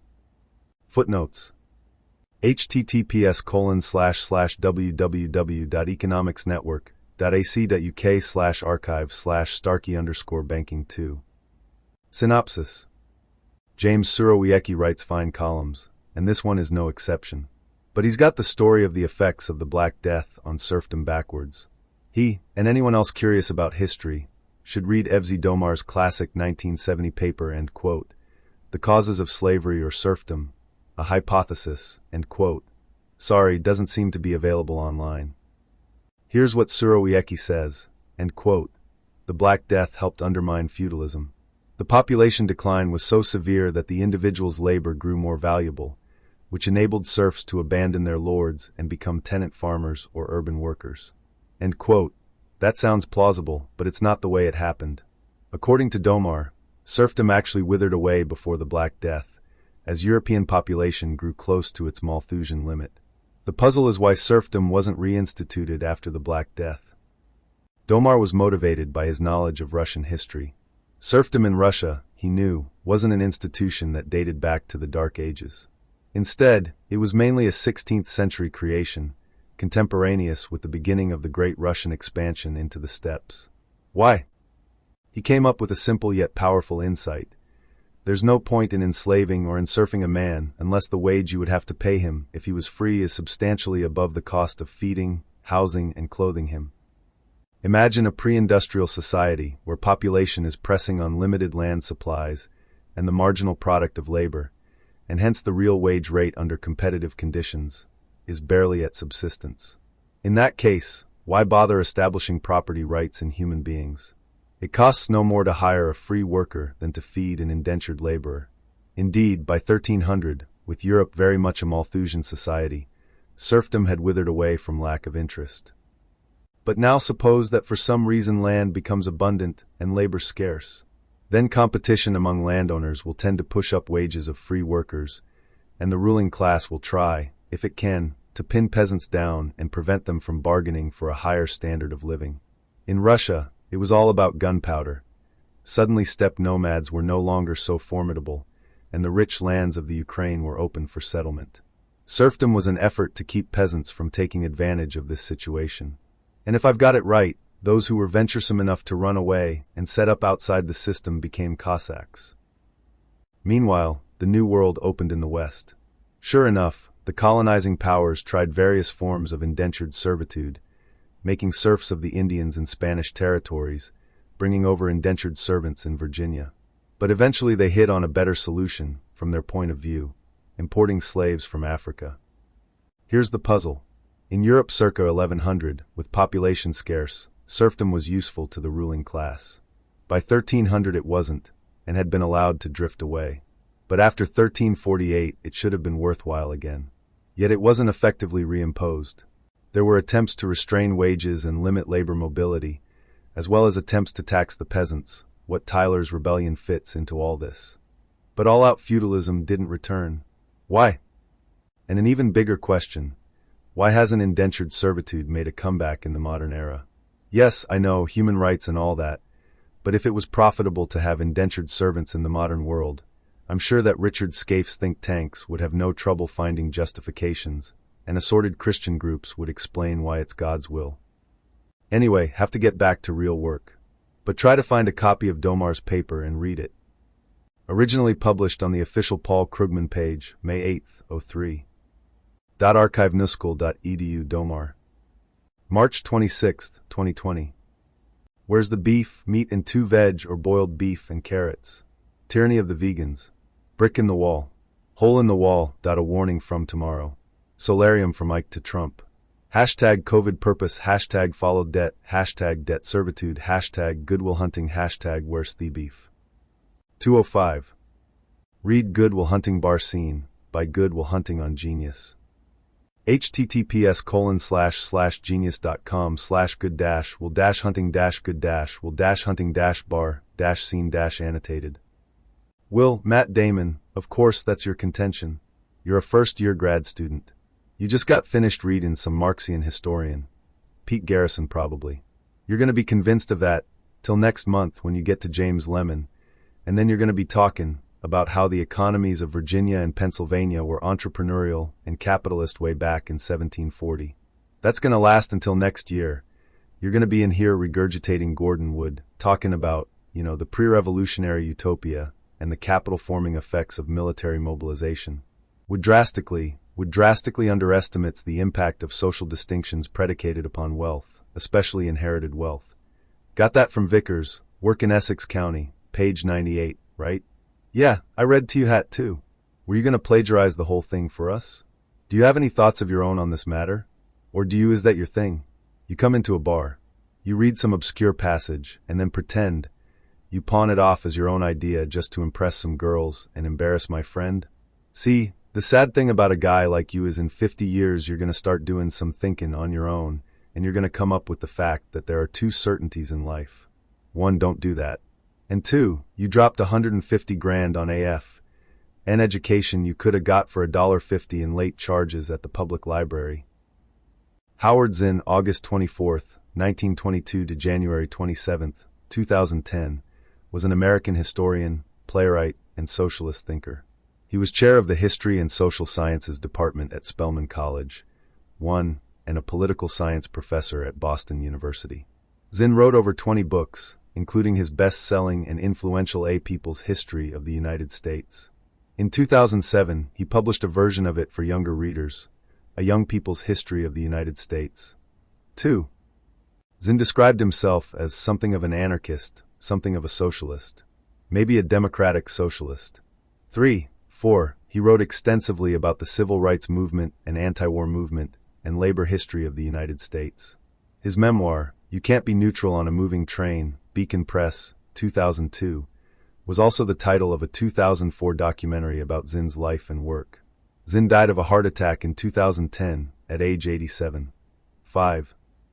After 2 years as a postdoctoral fellow in Williamsburg, Virginia, and a year teaching at the University of Wyoming in Laramie, Vickers was appointed to a permanent position at Memorial University in 1984.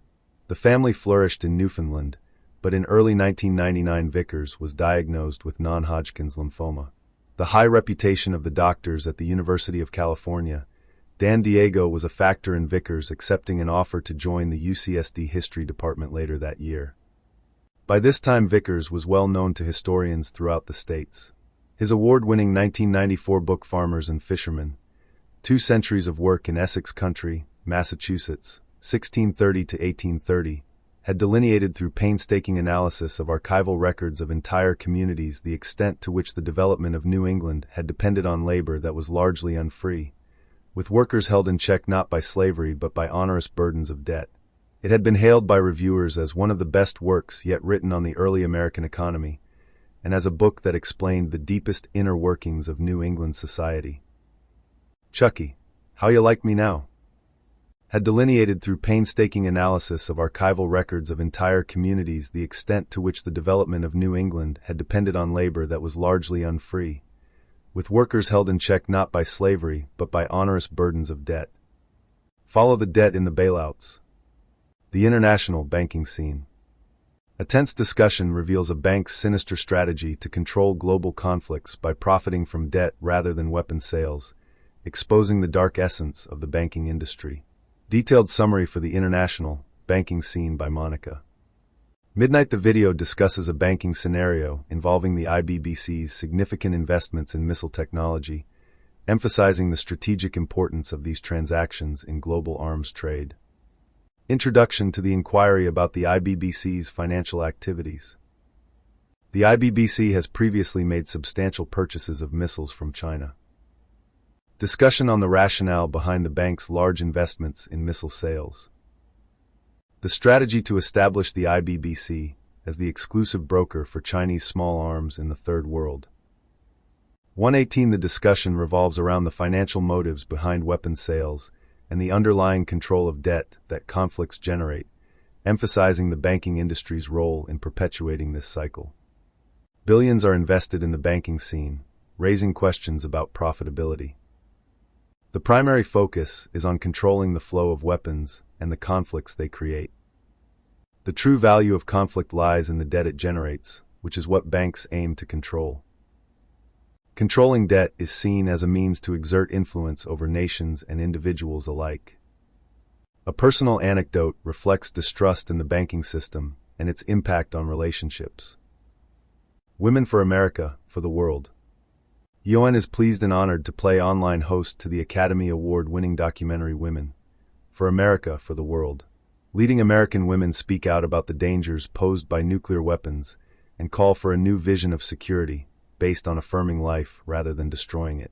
With the specter of nuclear weapons proliferation looming even larger today, and with the moribund nuclear power industry attempting to rebrand itself as a clean energy solution to global climate change, this clear-headed film is as relevant today as when it won the prestigious prize in 1986. The video highlights the emotional and urgent plea of women advocating for peace, disarmament, and a better future, emphasizing the interconnectedness of humanity, the impact of nuclear threats, and the power of collective action to drive societal change. Detailed summary for Women for America, for the World by Monica. Midnight. The video emphasizes the importance of women's voices in addressing global challenges and fostering hope for a better future.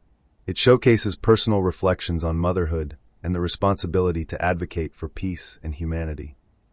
Introduction with music sets a hopeful tone for the message to follow. Women are portrayed as messengers of hope, encouraging active participation in reducing human suffering and political tensions. A personal story highlights the emotional struggles of motherhood amid global threats, questioning the future for children. The speaker discusses the deep connection between women and the nation, emphasizing their role in nurturing and shaping the future.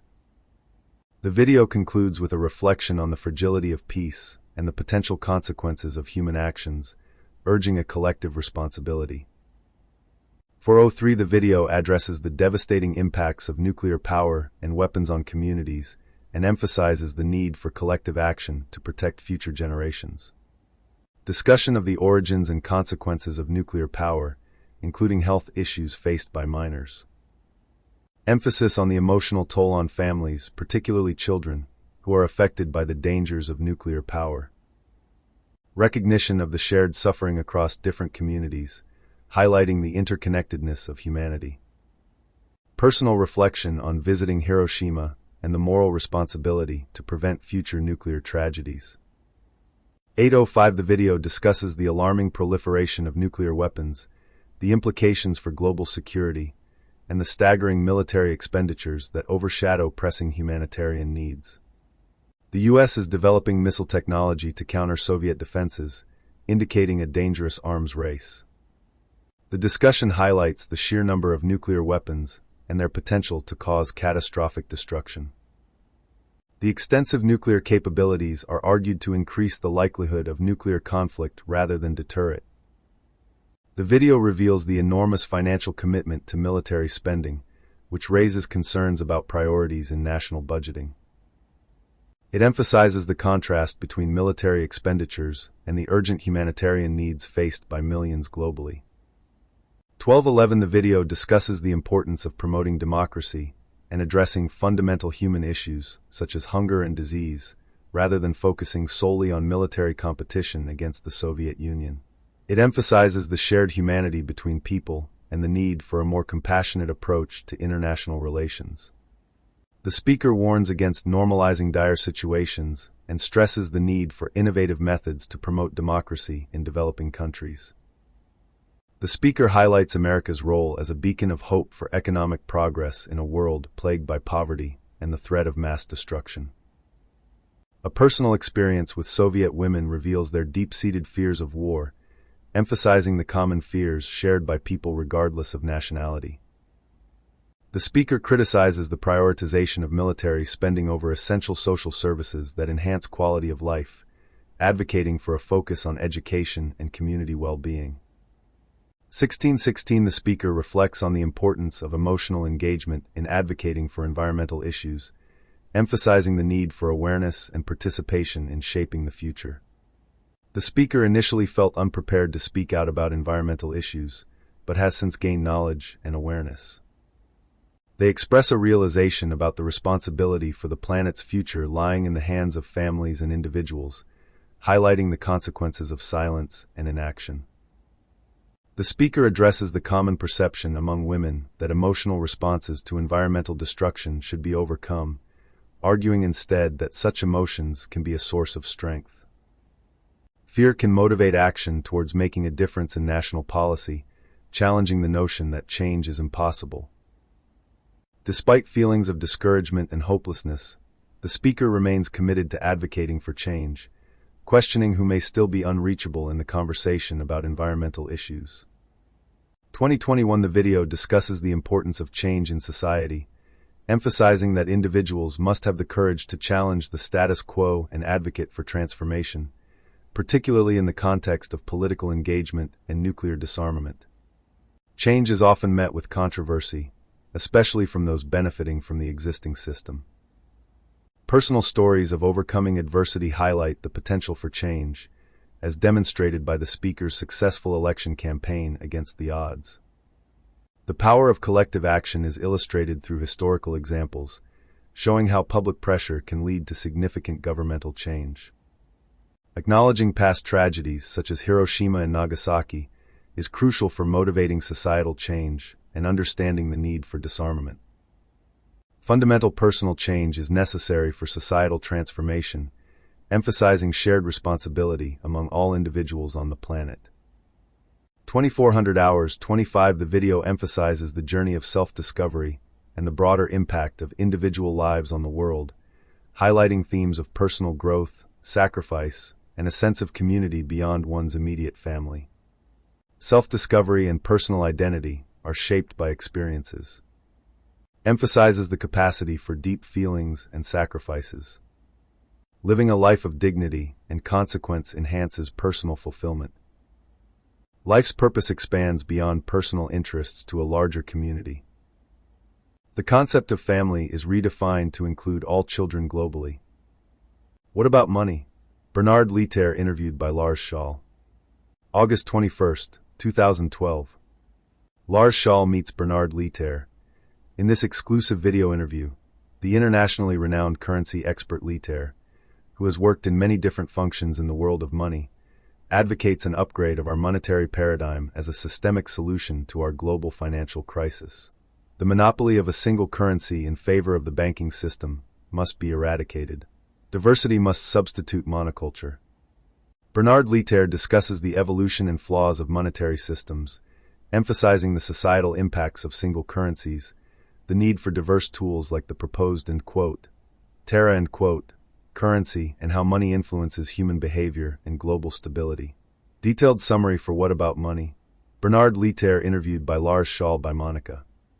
016 The video features an interview with Bernard Lietaer, an expert in currency systems, discussing the nature of money and its impact on freedom and society. Introduction to Bernard Lietaer, highlighting his extensive experience in the field of money and currency systems. Discussion on the relationship between knowledge of money and personal freedom, questioning the current understanding of monetary systems. Emphasis on the importance of being conscious about money, as many people take it for granted, leading to manipulation by existing systems. Exploration of the origins and nature of money, suggesting it is tied to agreements and perceptions rather than just economic functions. 354 The discussion focuses on the relationship between conventional money systems and societal structures, particularly patriarchal and matriarchal values. Leiter emphasizes how different types of currencies reflect underlying societal values and structures. Leiter introduces the concept of conventional money and questions the general lack of understanding people have regarding its origins and implications. He explores the connection between the concept of a single currency and the development of patriarchal societies throughout history. Leiter contrasts patriarchal monetary systems with matriarchal ones, highlighting how different currencies serve distinct purposes in local versus long-distance trade. The conversation concludes with a critique of the current monetary system, describing it as fundamentally flawed, where money is treated as debt rather than a positive resource. 752 In this segment, Bernard Leiter discusses the limitations and dangers of the current monetary system, emphasizing the need for diversity in currency and alternative solutions to address financial instability. The current monetary system, while functional within limits, is unsustainable as it leads to exponential growth in a finite world. Fractional reserve banking has historically fueled industrial growth, but it now poses risks as we move beyond the industrial age. The existing money system promotes short-term thinking and competition, which undermines social capital and stability. Historically, crises have prompted the search for new monetary tools, suggesting that it's time to explore alternative solutions to current structural issues. The monoculture of national currencies contributes to financial instability, indicating the need for diversity in economic systems. 1148 In this segment, Bernard Leiter discusses the evolution of money from a gold-backed system to fiat currencies, emphasizing the implications for economic systems and central banking. Leiter introduces the concept of money being historically backed by gold and questions the implications of this change. He reflects on the advantages and limitations of the gold standard, noting its impact on government positions and economic activity. The discussion shifts to the current fiat currency system, explaining how fiat allows governments to create money and its philosophical underpinnings. 1546 In this segment, Bernard Leiter discusses the role of central banks in the monetary system, their perceived public purpose versus their actual function, and the historical context of gold in currency systems. Leiter explains that central banks are often viewed as public institutions dedicated to the public good, but their true purpose is to maintain the banking system's currency monopoly. He emphasizes the necessity of central banks in modern fractional reserve banking systems to ensure stability, but notes that they are not essential for all types of currencies. Leiter shares his views on the gold standard, suggesting that while he does not advocate for a return to it, gold could serve as an alternative currency alongside others. He recounts an anecdote about the secrecy surrounding gold reserves at the Bank of England, highlighting the lack of transparency in central banking practices. Finally, he discusses the competition between different forms of money, such as the dollar and gold, and how fluctuations in gold prices can indicate broader economic competition. 1942 In this segment, Bernard Leiter discusses the potential failure of the US dollar, the challenges facing the euro, and the need for alternative currencies that reflect democratic input. Leiter suggests that there are signs of manipulation in the US dollar, indicating its potential failure is inevitable. He expresses concern about the lack of a backup plan for the US dollar, predicting a difficult transition when it eventually fails. Leiter acknowledges the euro as a stabilizing force for the European Union, but questions the governance surrounding it. He doubts the future of the euro in its current form, suggesting it needs to evolve to survive. Leiter emphasizes the need for complementary currencies that can represent democratic choices, which are currently overlooked.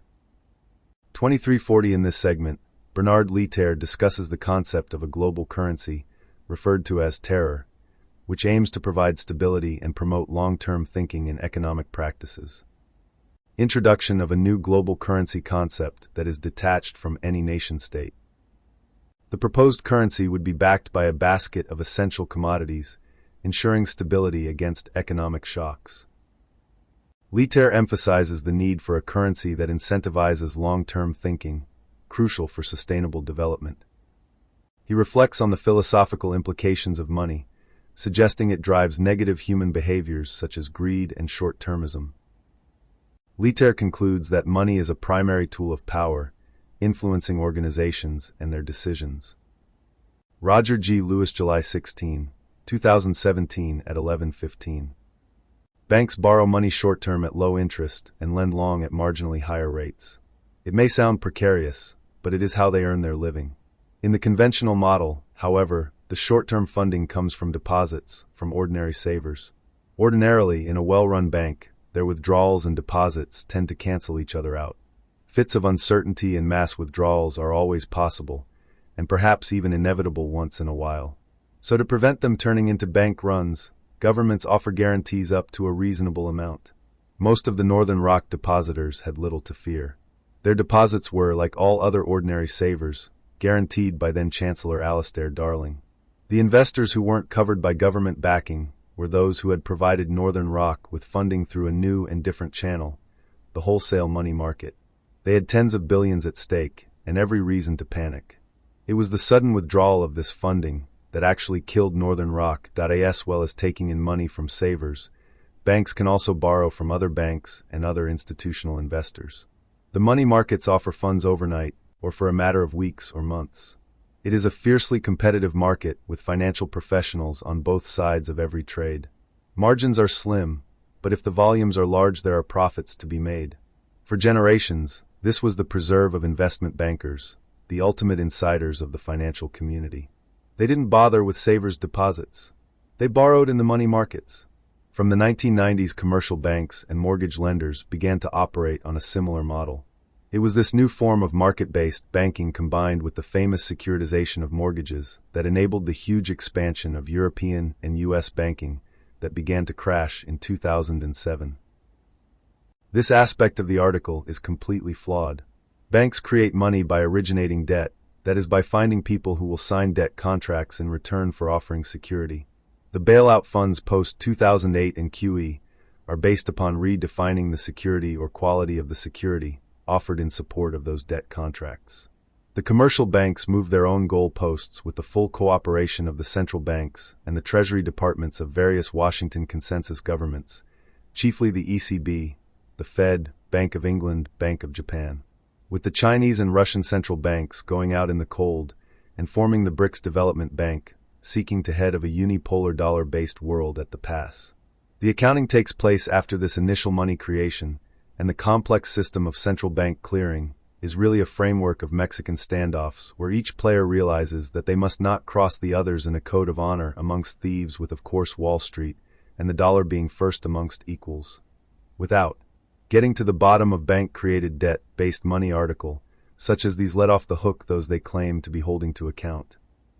I also noticed that Varoufakis posted the review of his latest book by Tooze. It seems both Tooze and Varoufakis are similarly in need of a sharp talking to from Professor Leiter.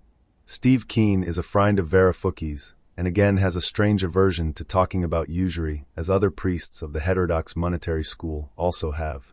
I am going back to read some Kreutz. These elite sophists all stick together, always jam tomorrow, said Alice. Yanis Varoufakis. 2017 Adults in the Room, reviewed by Adam Tooze, Columbia University. March 15, 2020. Crony Capitalist Virus 2020, Truth to Power. Brexit, Globalism, Feudalism, Green New Deal, the epidemic of bullshit unraveled. At David Grieber, at Financial Eyes, at JoeBlob20, hashtag DebtBomb, at Dominic Frisby, hashtag Life on the Farm, hashtag Two Legs Good from 1984 to Animal Farm. Thinning the Herd and the Inanition of Stock.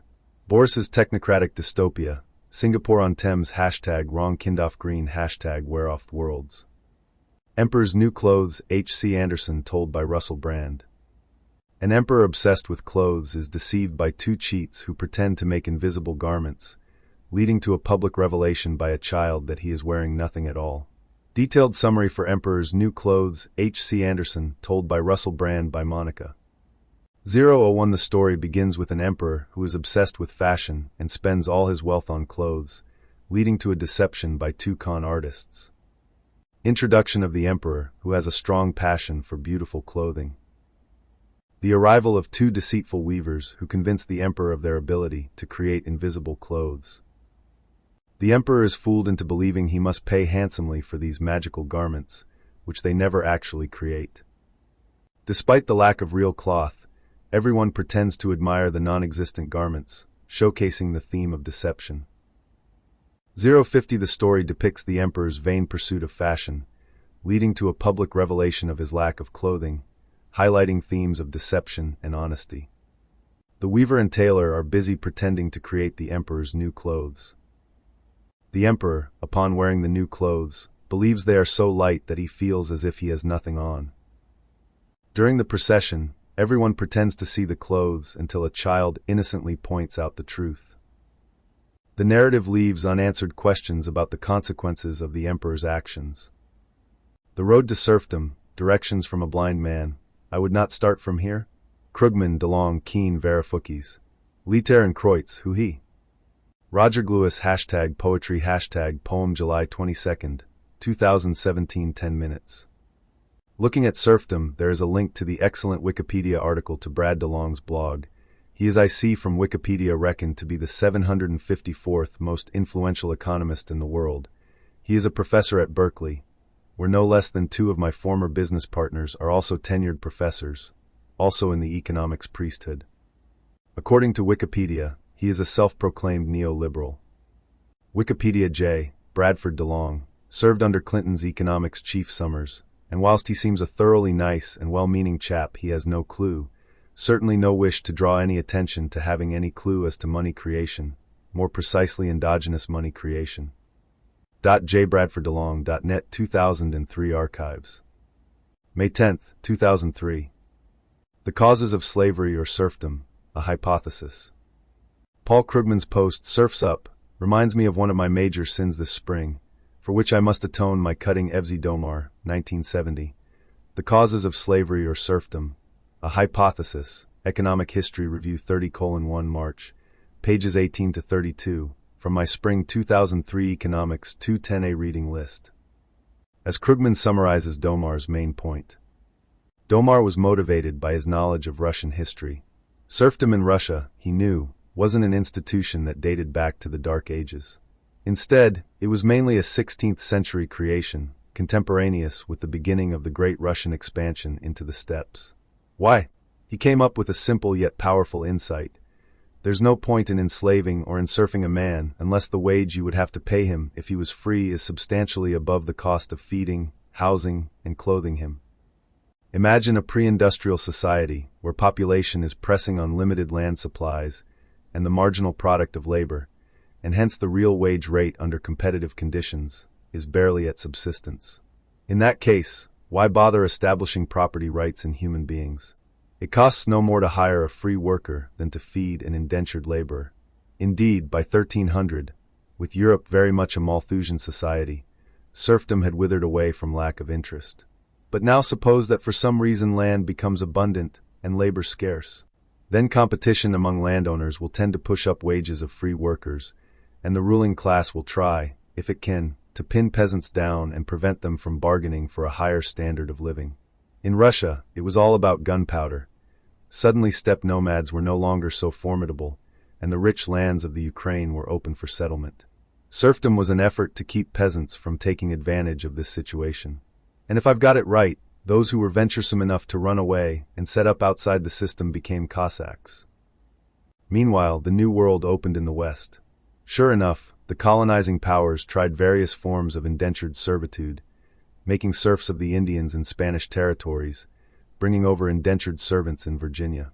But eventually they hit on a better solution from their point of view, importing slaves from Africa. Domar's contribution is truly one of the most effective and powerful pieces of synthetic social science I have ever read. It isn't perfect. He has more predecessors than he realizes, Marx, for example, especially Marx's observations on the Swan River colony in Australia, and the whole section on primitive accumulation and the creation of agrarian capitalism in Britain. And Domar misses one big cause of serfdom and slavery. During the formation of the Roman Empire, in Poland at the end of the Middle Ages, and in the Caribbean islands during the early modern period, slavery and serfdom did not emerge because a high land-labor ratio meant that the ruling elite could not afford to bid for labor in a free labor market. Slavery and serfdom emerged, instead, because high demand for staple products, grain, sugar, tobacco, greatly lowered the gap between the productivity of free and the productivity of bound workers. Staple production is easier for gang bosses to monitor than more diversified farming. Staple production also has lower skill requirements for workers. When demand for staple products is very high, to feed the proletariat of imperial Rome, to feed the growing cities of late medieval Flanders, or to supply the cheap luxuries demanded by early modern England, slavery or serfdom can emerge even without an extraordinarily high land/labor ratio. October 10, 2019. What a long windy road to serfdom # the road to serfdom # looking at the bumps in the road. And the bums in parliament. # fully blown kakistocracy, # peaceful common law rebellion. The song urges England to unite beyond political divides, awaken from nostalgia, and confront impending challenges with urgency. Detailed summary for Maddie Pryor, Wake Up England by Monica. Midnight. The video emphasizes the urgent need for unity and awareness among the people of England in the face of impending challenges, urging them to move beyond their fears and past grievances. The speaker addresses concerns about external threats, suggesting that fear should be set aside. A call for unity is made, encouraging people from different political backgrounds to come together. The refrain, Wake Up England, stresses the importance of recognizing current realities rather than clinging to the past. Imagery of impending danger is used to illustrate the urgency of the situation facing England. The video concludes with a reminder of the need for change and action, regardless of political affiliation.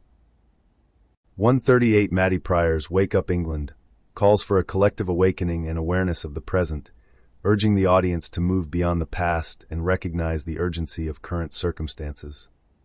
Introduction emphasizing the cultural identity of England and its distinction from Germany. A call to action for England to awaken and stop dwelling on historical events. A warning about the fast-approaching end times, suggesting a need for immediate awareness.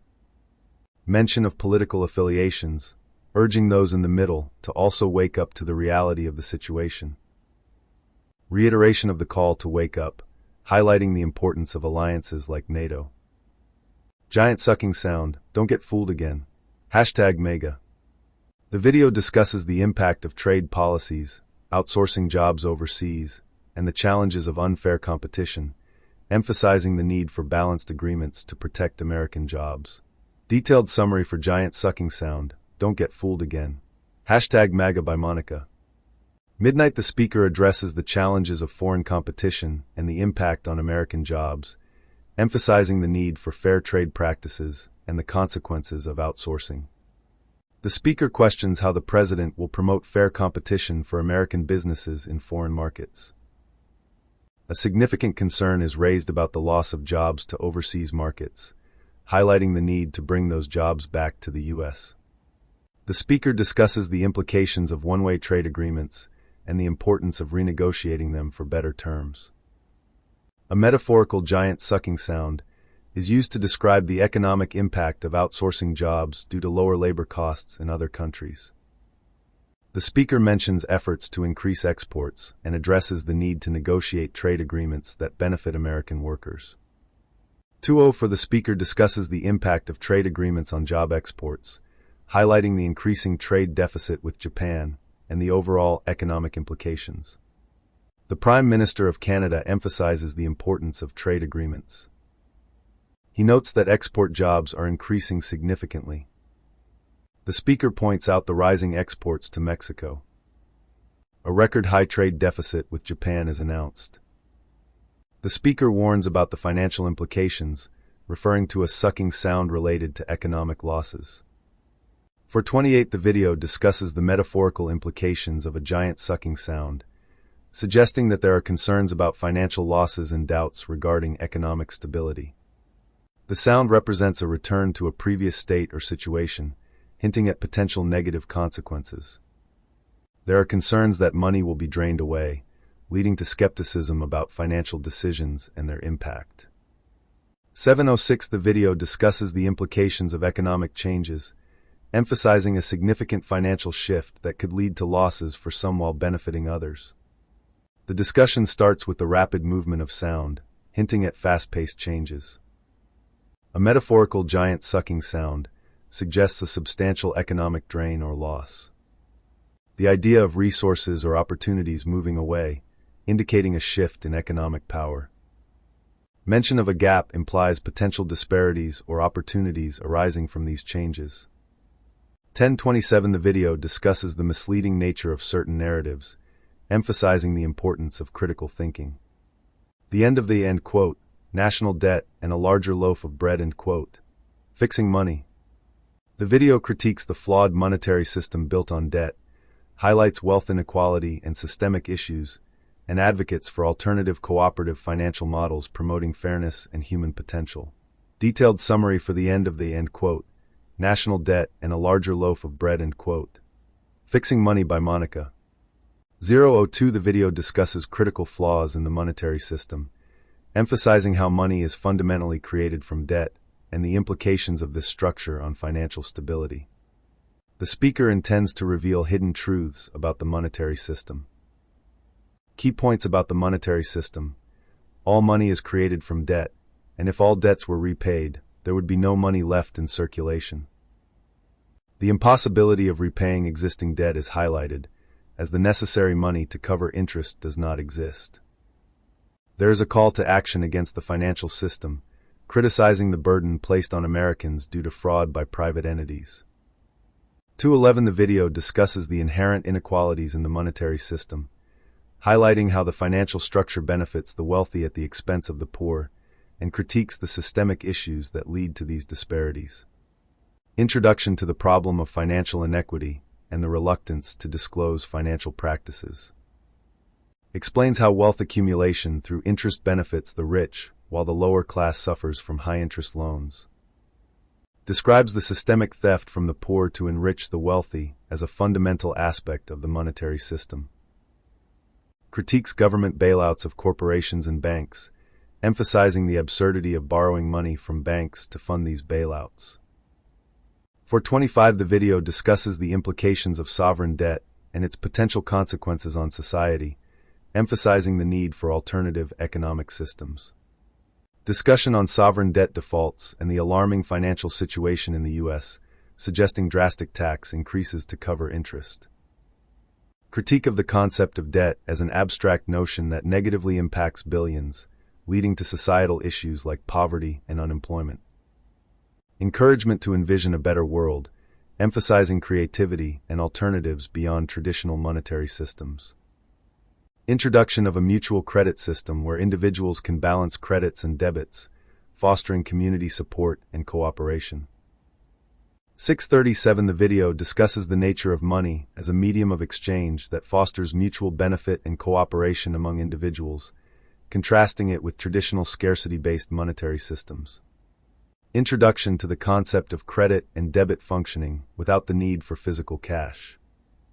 Explanation of how money is created through mutual exchanges rather than hierarchical systems. Discussion on the abundance of currency in cooperative systems leading to a supportive community environment. Contrast between scarcity-driven money, which induces fear and greed, and abundant money that promotes generosity and well-being. Call to awaken awareness of human potential beyond traditional monetary limitations. 847 The discussion revolves around the complexities and perceived fraud within the financial system, particularly regarding mortgage defaults and bond pricing, revealing a mix of ignorance and manipulation among major financial entities. Rising mortgage defaults are critiqued, questioning the rationale behind higher bond prices despite the defaults. The speaker expresses disbelief at the cluelessness of rating agencies, the SEC, and banks regarding financial dealings. A distinction is made between stupidity and fraud, indicating that there may be illegal activities occurring within the financial system. There is a critique of individuals who claim to be cynical about the system, yet still hold some faith in it, highlighting a contradiction in their beliefs. The Great Money Trick, Robert Tressel. A satirical demonstration of capitalism highlights inequality, exploitation of workers, and the cycle of poverty through the end quote. Great Money Trick end quote, metaphor. Detailed summary for The Great Money Trick, Robert Tressel, by Monica. 003 In this segment, the discussion revolves around the concept of money and its implications on society, particularly focusing on the idea that money is a significant cause of poverty. A professor is introduced who is expected to elaborate on these themes through a demonstration involving audience participation. The conversation highlights the notion that money is viewed as a primary contributor to poverty. A professor is introduced, indicating that he will present a lecture on the negative aspects of money. The speaker invites audience participation for a demonstration related to the concept of money. Bread is used as a metaphor to represent natural resources available for humanity, emphasizing that these resources were not created by humans. 158. The segment discusses the concept of ownership and the capitalist system, emphasizing the disparity between the capitalist class and the working class, as well as the mechanisms that perpetuate this inequality through the great money trick. Introduction to the idea of ownership and its implications for society. Explanation of how the capitalist class inherits and retains control over resources, leaving the working class with nothing. Introduction of the great money trick as a method for capitalists to exploit the labor of others. Discussion of how the capitalist system relies on the production of goods through the labor of workers. 358. The video illustrates a satirical take on capitalism, showcasing the disparity between labor and compensation through a dialogue that emphasizes the exploitation inherent in the system. The speaker identifies themselves as a kind capitalist, suggesting a facade of benevolence in their business practices. Workers are offered a wage of £1 per week, but must produce 3 blocks of bread, highlighting the imbalance between labor input and compensation. The speaker references essential life necessities, indicating that access to basic needs is tied to monetary exchange, which they control. The dialogue underscores the desperation of the workers as they are compelled to pay for necessities, despite having produced value. 627. The excerpt portrays a conversation between workers and a capitalist figure, highlighting the struggles of the working class in the face of economic hardship and the capitalists' indifference towards their plight. The capitalist announces a shutdown of production due to a lack of work, emphasizing the precariousness of employment. A discussion arises about the lack of money, showcasing the workers' frustration and their need for basic necessities. The capitalist suggests that the workers should have been more thrifty, revealing a disconnect between the rich and the poor. The tension escalates as the workers express their hunger and desperation, while the capitalist threatens to call the police, illustrating the power dynamics at play. The conversation ends with a sarcastic remark about the capitalist's kindness, highlighting the irony of the situation and the workers' continued struggle. Krugman to Leiter, end quote, never touch the money system, end quote. Paul Krugman advised Bernard Leiter to avoid discussing the money system, warning it could harm academic opportunities and professional recognition. Detailed summary for Krugman to Leiter, end quote, Never Touch the Money System, end quote, by Monica. Midnight. In this segment, Leiter shares a personal anecdote about his conversation with economist Paul Krugman, emphasizing the taboo surrounding discussions about the money system. Leiter mentions a personal conversation with Paul Krugman. Krugman expresses skepticism about discussing the money issue. Both Leiter and Krugman share a common educational background from MIT. Krugman warns Leiter about the risks of engaging with the money system. 020. The discussion emphasizes the critical importance of avoiding interference with the money system, warning that doing so can lead to significant academic and professional consequences. The speaker advises against engaging with the money system. It is explained that touching the money system can lead to exclusion from important opportunities. The speaker warns that involvement with the money system can negatively impact one's academic standing. Bernard Leiter, Why Money Needs to Change Now. Bernard Leiter discusses the systemic instability of traditional monetary systems due to monoculture, advocates for monetary diversity to enhance resilience, and highlights the potential of innovations like cryptocurrencies to stabilize economies. Detailed summary for Bernard Leiter, Why Money Needs to Change Now, by Monica. Midnight. In this segment, Bernard Leiter discusses the necessity of a diverse monetary ecosystem to address the instability of the current financial system, emphasizing the role of innovations like cryptocurrencies in promoting stability rather than chaos. Introduction to the need for a monetary ecosystem. Discussion on the instability of the official monetary system due to its monoculture. Critique of conventional money and its perceived neutrality, arguing that it creates significant problems. Claim that the official system is structurally unstable and that innovations like Bitcoin can stabilize it. Engagement with the audience on their understanding of money creation and the role of central banks.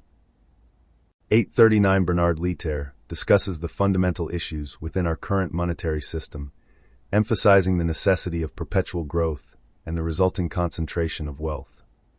Lietaer explains that the current monetary system operates by creating money out of nothing, requiring borrowers to repay more than they borrowed. He highlights that without continual growth and new loans, the entire system collapses, leading to widespread bankruptcy. Lietaer points out that the structure of the monetary system inherently concentrates wealth, which is a significant and often overlooked issue.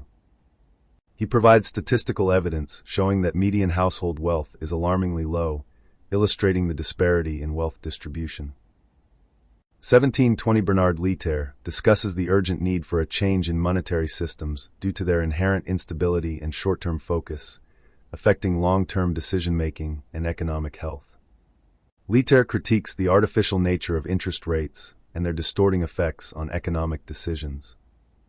He shares an anecdote about a CEO who prioritizes short-term results over long-term planning, highlighting the systemic issues in corporate decision-making.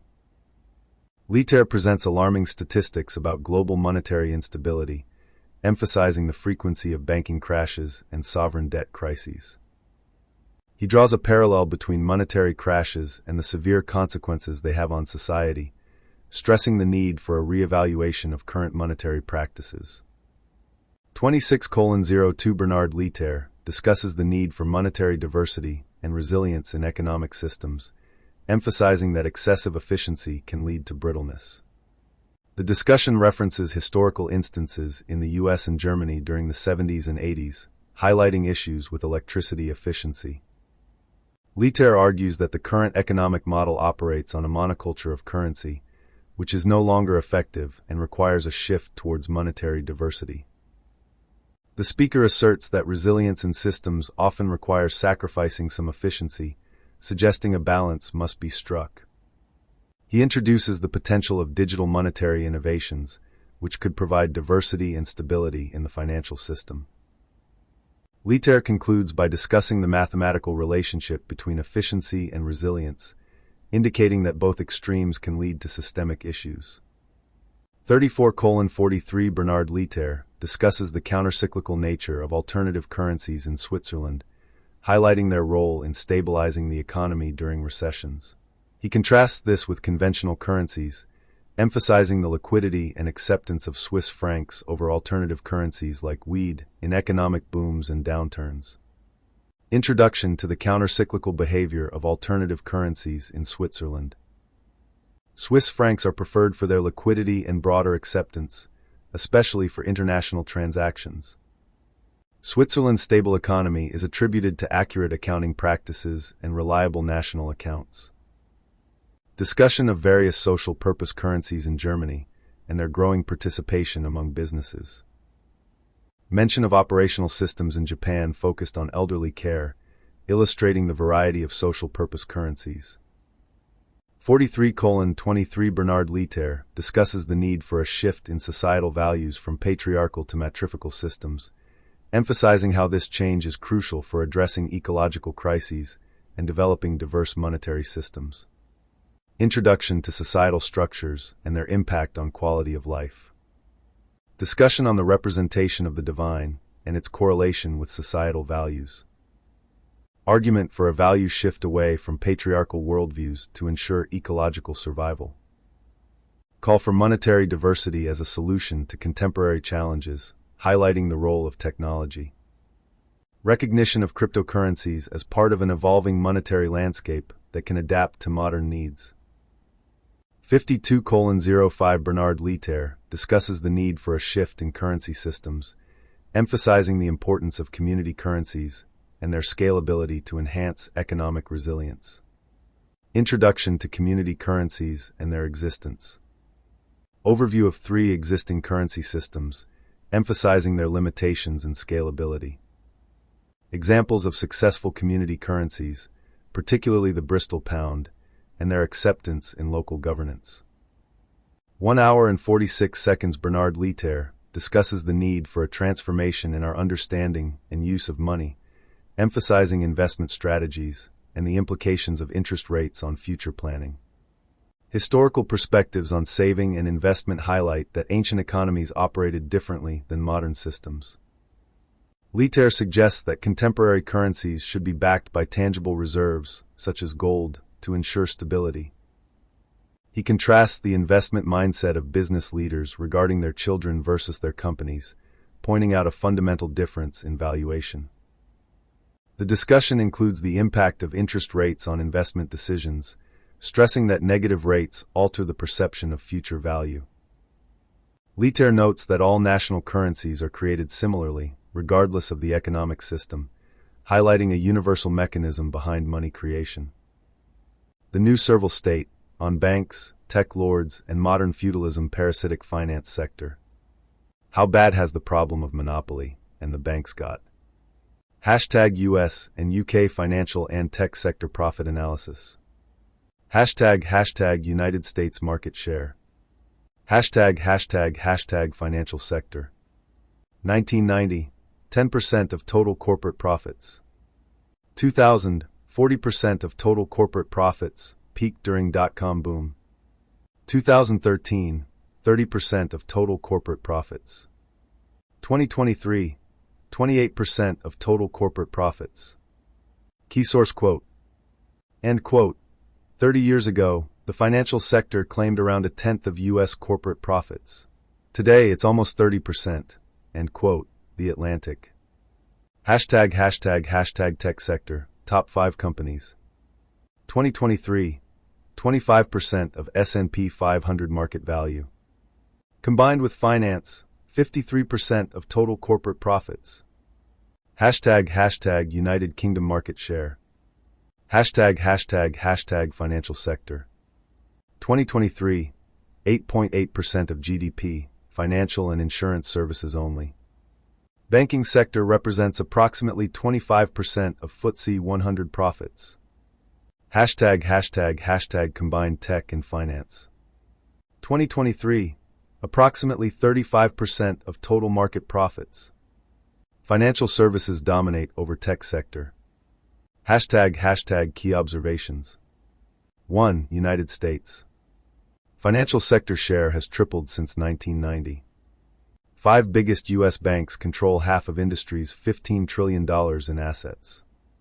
Tech sector growth has accelerated since 2010. Combined finance and tech sectors now represent over 50% of corporate profits. 2. United Kingdom. Financial sector more concentrated in London. Lower tech sector representation compared to U.S. More focused on traditional banking and insurance. Total market share lower than U.S. equivalent. #, important context. From source material. End quote. The 5 biggest U.S. banks now control half of the industry's $15 trillion in assets. 30 years ago, the financial sector claimed around 1/10 of U.S. corporate profits. Today, it is almost 30%. End quote. #, methodological notes. 1. Data limitations. Different accounting standards between U.S. and UK. Varying definitions of financial sector activities. Tech sector classification differences. Cross-border revenue attribution challenges. 2. Market structure differences. U.S. has larger tech sector representation. UK more focused on traditional financial services. Different regulatory environments. Varying market capitalization methodologies. #, conclusion. The data shows a clear trend of increasing concentration in both markets, with the U.S. showing higher levels of concentration than the UK. The U.S. market has seen a more dramatic shift toward tech sector dominance, while the UK maintains a stronger traditional financial services focus. The most reliable figures show U.S. financial sector, 30% of corporate profits. U.S. tech sector, 25% of market value. UK financial sector, 8.8% of GDP. UK combined finance and tech, 35% of market profits. These figures reflect a fundamental shift in both economies toward financial and technological services, though with different characteristics and concentrations in each market. Asterisk note: some historical data points are approximations due to varying reporting standards and definitions over time. Focus has been placed on the most reliably sourced figures from the provided materials. Asterisk. https://longhairedmusings.wordpress.com/?s=tax+farming. Hashtag the new servile state, on banks, tech lords, and modern feudalism. Hashtag a Chestertonian essay on modern financial feudalism. There is a peculiar madness in our modern age that would have made our ancestors laugh, had they not been more likely to weep. We have, with great ceremony and self-congratulation, rebuilt the very walls of feudalism that our forefathers spent centuries dismantling. Only now we do not call them castle walls, but rather, financial institutions, and we do not call their masters barons, but rather, CEOs, hedge fund managers, The great Lord Acton once warned us that, the issue which has swept down the centuries, and which will have to be fought sooner or later, is the people versus the banks.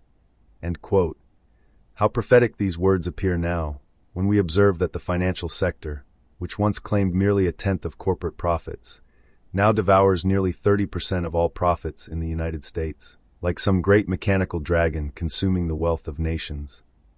Hashtag on modern robber barons and digital fiefdoms. Our new feudal lords have grown craftier than their medieval counterparts. They no longer demand their tribute in grain or gold, but in digits and data. The tech giants and financial institutions have become what Belloc and I once warned against in our writings on the servile state, masters of a new kind of slavery, where the chains are invisible but no less binding. Consider this remarkable fact. In the United States, 5 banks now control half of the industry's $15 trillion in assets.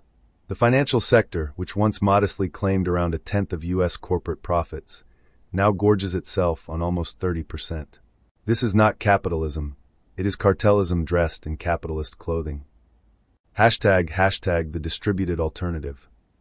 What we need, dear readers, is not what the socialists propose, replacing private monopolies with state monopolies, but rather what we distributists have long advocated, the widespread distribution of property and capital. The problem with modern capitalism is not that there is too much capital in private hands, but that there are too few private hands holding it. When we observe that 20 Americans now possess as much wealth as half their nation's population, some 152 million souls, we are not witnessing the triumph of free markets but their perversion. This is precisely the sort of concentration of power that distributism was conceived to prevent. Hashtag the tech financial complex. Our new aristocracy has formed an unholy alliance between big tech and high finance.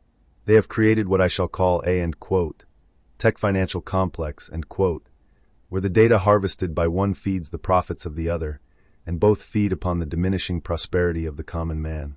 The 5 largest technology companies now account for more than a fifth of the S&P 500's value, a concentration of economic power that would make the medieval guilds blush with envy. Hashtag on modern tax farming. Perhaps the most sinister aspect of our new servile state is what we might call, modern tax farming. Just as the French monarchy once sold the right to collect taxes to the infamous fermiers généraux, our modern states have effectively granted banks the exclusive right to create and distribute the medium of exchange. As noted in our sources, contemporary governments grant the exclusive power to issue the medium of taxation to a state-sanctioned banking cartel. Hashtag the way forward. The solution, as Belloc and I argued a century ago, remains the same. We must break up these new monopolies and distribute their power among the people. We need not fewer capitalists, but more of them. We need not the concentration of wealth, but its diffusion. For as the data shows us, when wealth concentrates in too few hands, productivity itself begins to wither. The financial sector's dominance has coincided with a decline in productive investment, falling from historical rates of 2.8% growth to merely 1.2% in recent years. Conclusion. Let us end with this cheerful paradox. The way to save capitalism from the capitalists is to ensure that everyone becomes a capitalist. Not in the grand manner of the financial titans, but in the small, human scale that distributism has always advocated. For it is not the size of the fortune that matters, but the number of fortunate. The choice before us is clear. We can continue down the path toward a new feudalism, where the tech financial complex becomes our new aristocracy, or we can choose the path of distributism, where property and power are as widely distributed as human nature allows. The former path leads to what Belloc called the servile state, the latter leads to freedom. And freedom, as Chesterton once remarked, is not a privilege to be conferred, but a property to be restored. Report, the parasitic nature of modern finance. Introduction. This report examines the growing concern over the financial sector's role in modern economies. Key focus: analysis of the 5% threshold theory proposed by monetary theorists including Bernard Lietaer and Steve Keen. The report investigates when financial services transition from being beneficial to becoming parasitic in nature. Money and what I make of it. Underlined, full stop. Tomorrow to fresh pastures. May 23, 2025. Dear Diary, Blog, Substack, Internal Conversation, Zeitgeist, Universe, God. Where is anyone's starting point apart from now, this moment in time and space? Looking at a beautiful view, looking at disaster and tragedy or a blank flickering screen. Now is always the beginning of what follows, always onwards. It's known as the arrow of time. The way ahead is though informed, if we are lucky, by some sort of strategy to navigate the obstacles or life's slings and arrows of outrageous fortune. Interpretations of those slings and arrows will vary wildly according to one's own life experiences, misfortunes, or indeed fortunes. It is a fact of modern life that what we call money looms large in the room available for maneuver through the slings and arrows, impeding our ideal route towards our own goals and dreams. Money and what I make of it. August 8, 2022. When the crisis hit the fan, or now that the guano is hitting the ventaxia again. Yanis's talk here, Yanis Varoufakis, on ancient Greece and the nature of money is a good starting point. Carbon credits was the main absence from the discussion. Yanis Varoufakis on ancient Greece and the nature of money.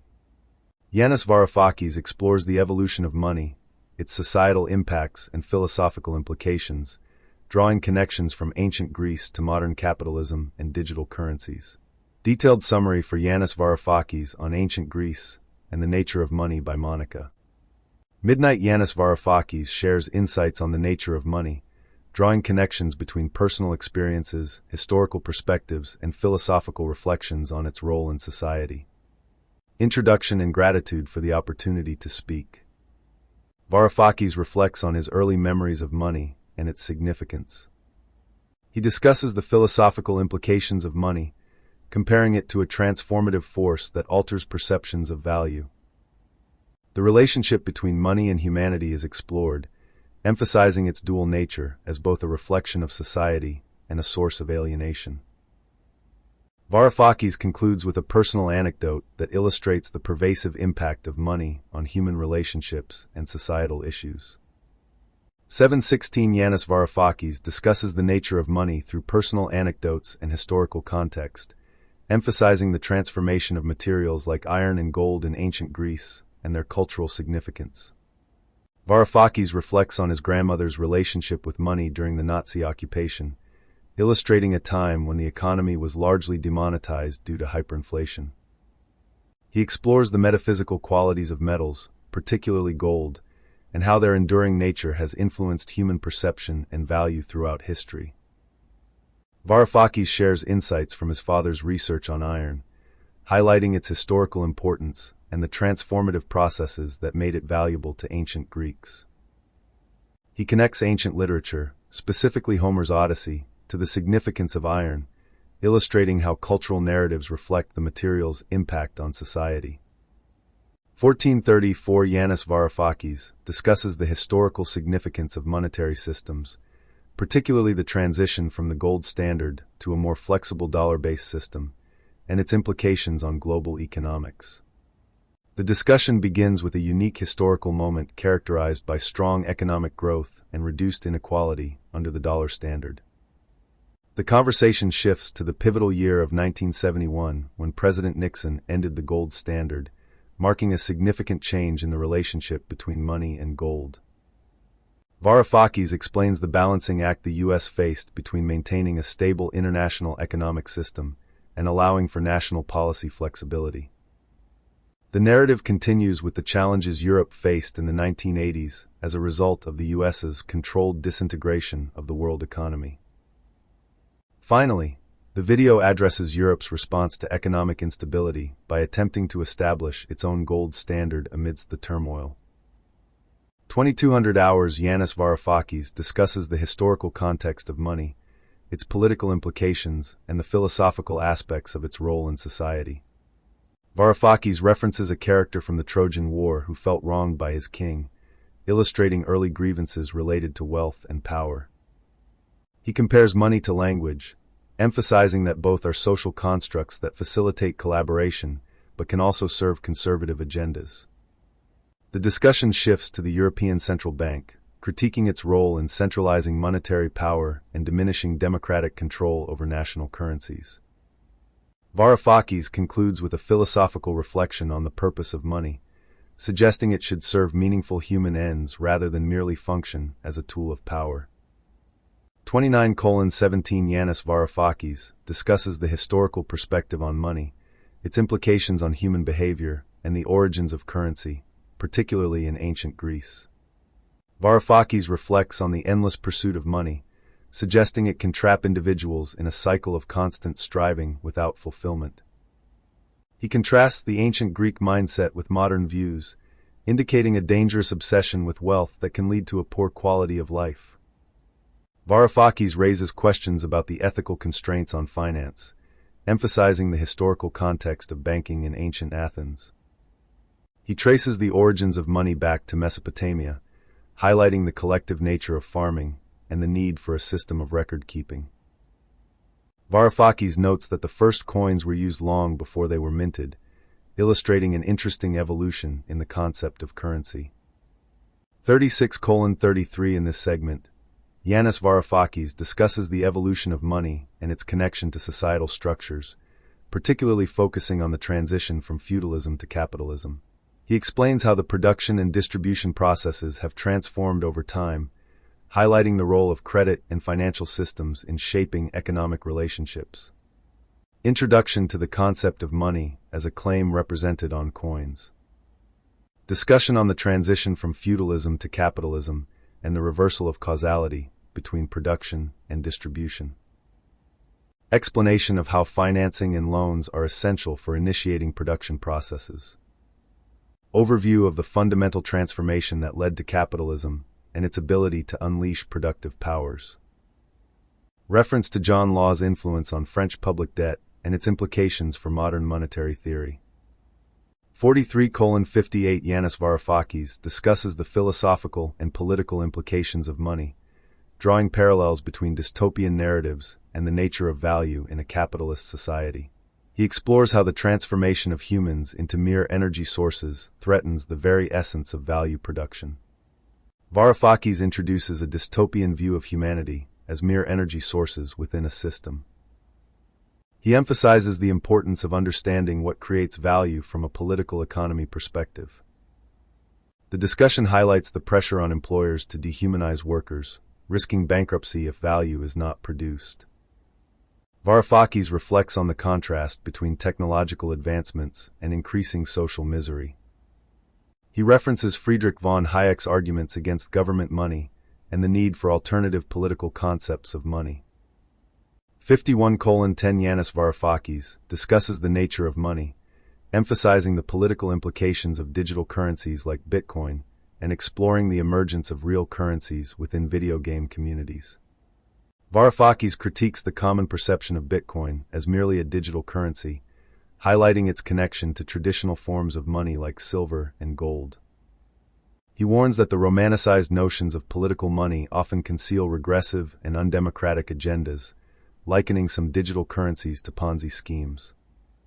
The discussion shifts to the fascinating phenomenon of spontaneously emerging currencies in video game communities, which allowed players to earn real income through their participation. Varoufakis explains that these video game economies operate on market principles without traditional capitalist employment contracts, enabling individuals to thrive independently.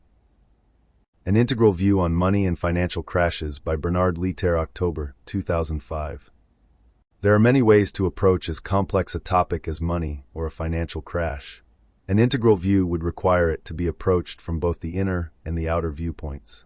Such inner and outer dimensions of reality are synthetically summarized in Ken Wilber's classical four-quadrant analysis. Point 1. All fields of knowledge are classified by distinguishing between the interior, the domains where the aim is the interpretation of meaning, versus the exterior dimensions, where the purpose is description of behavior.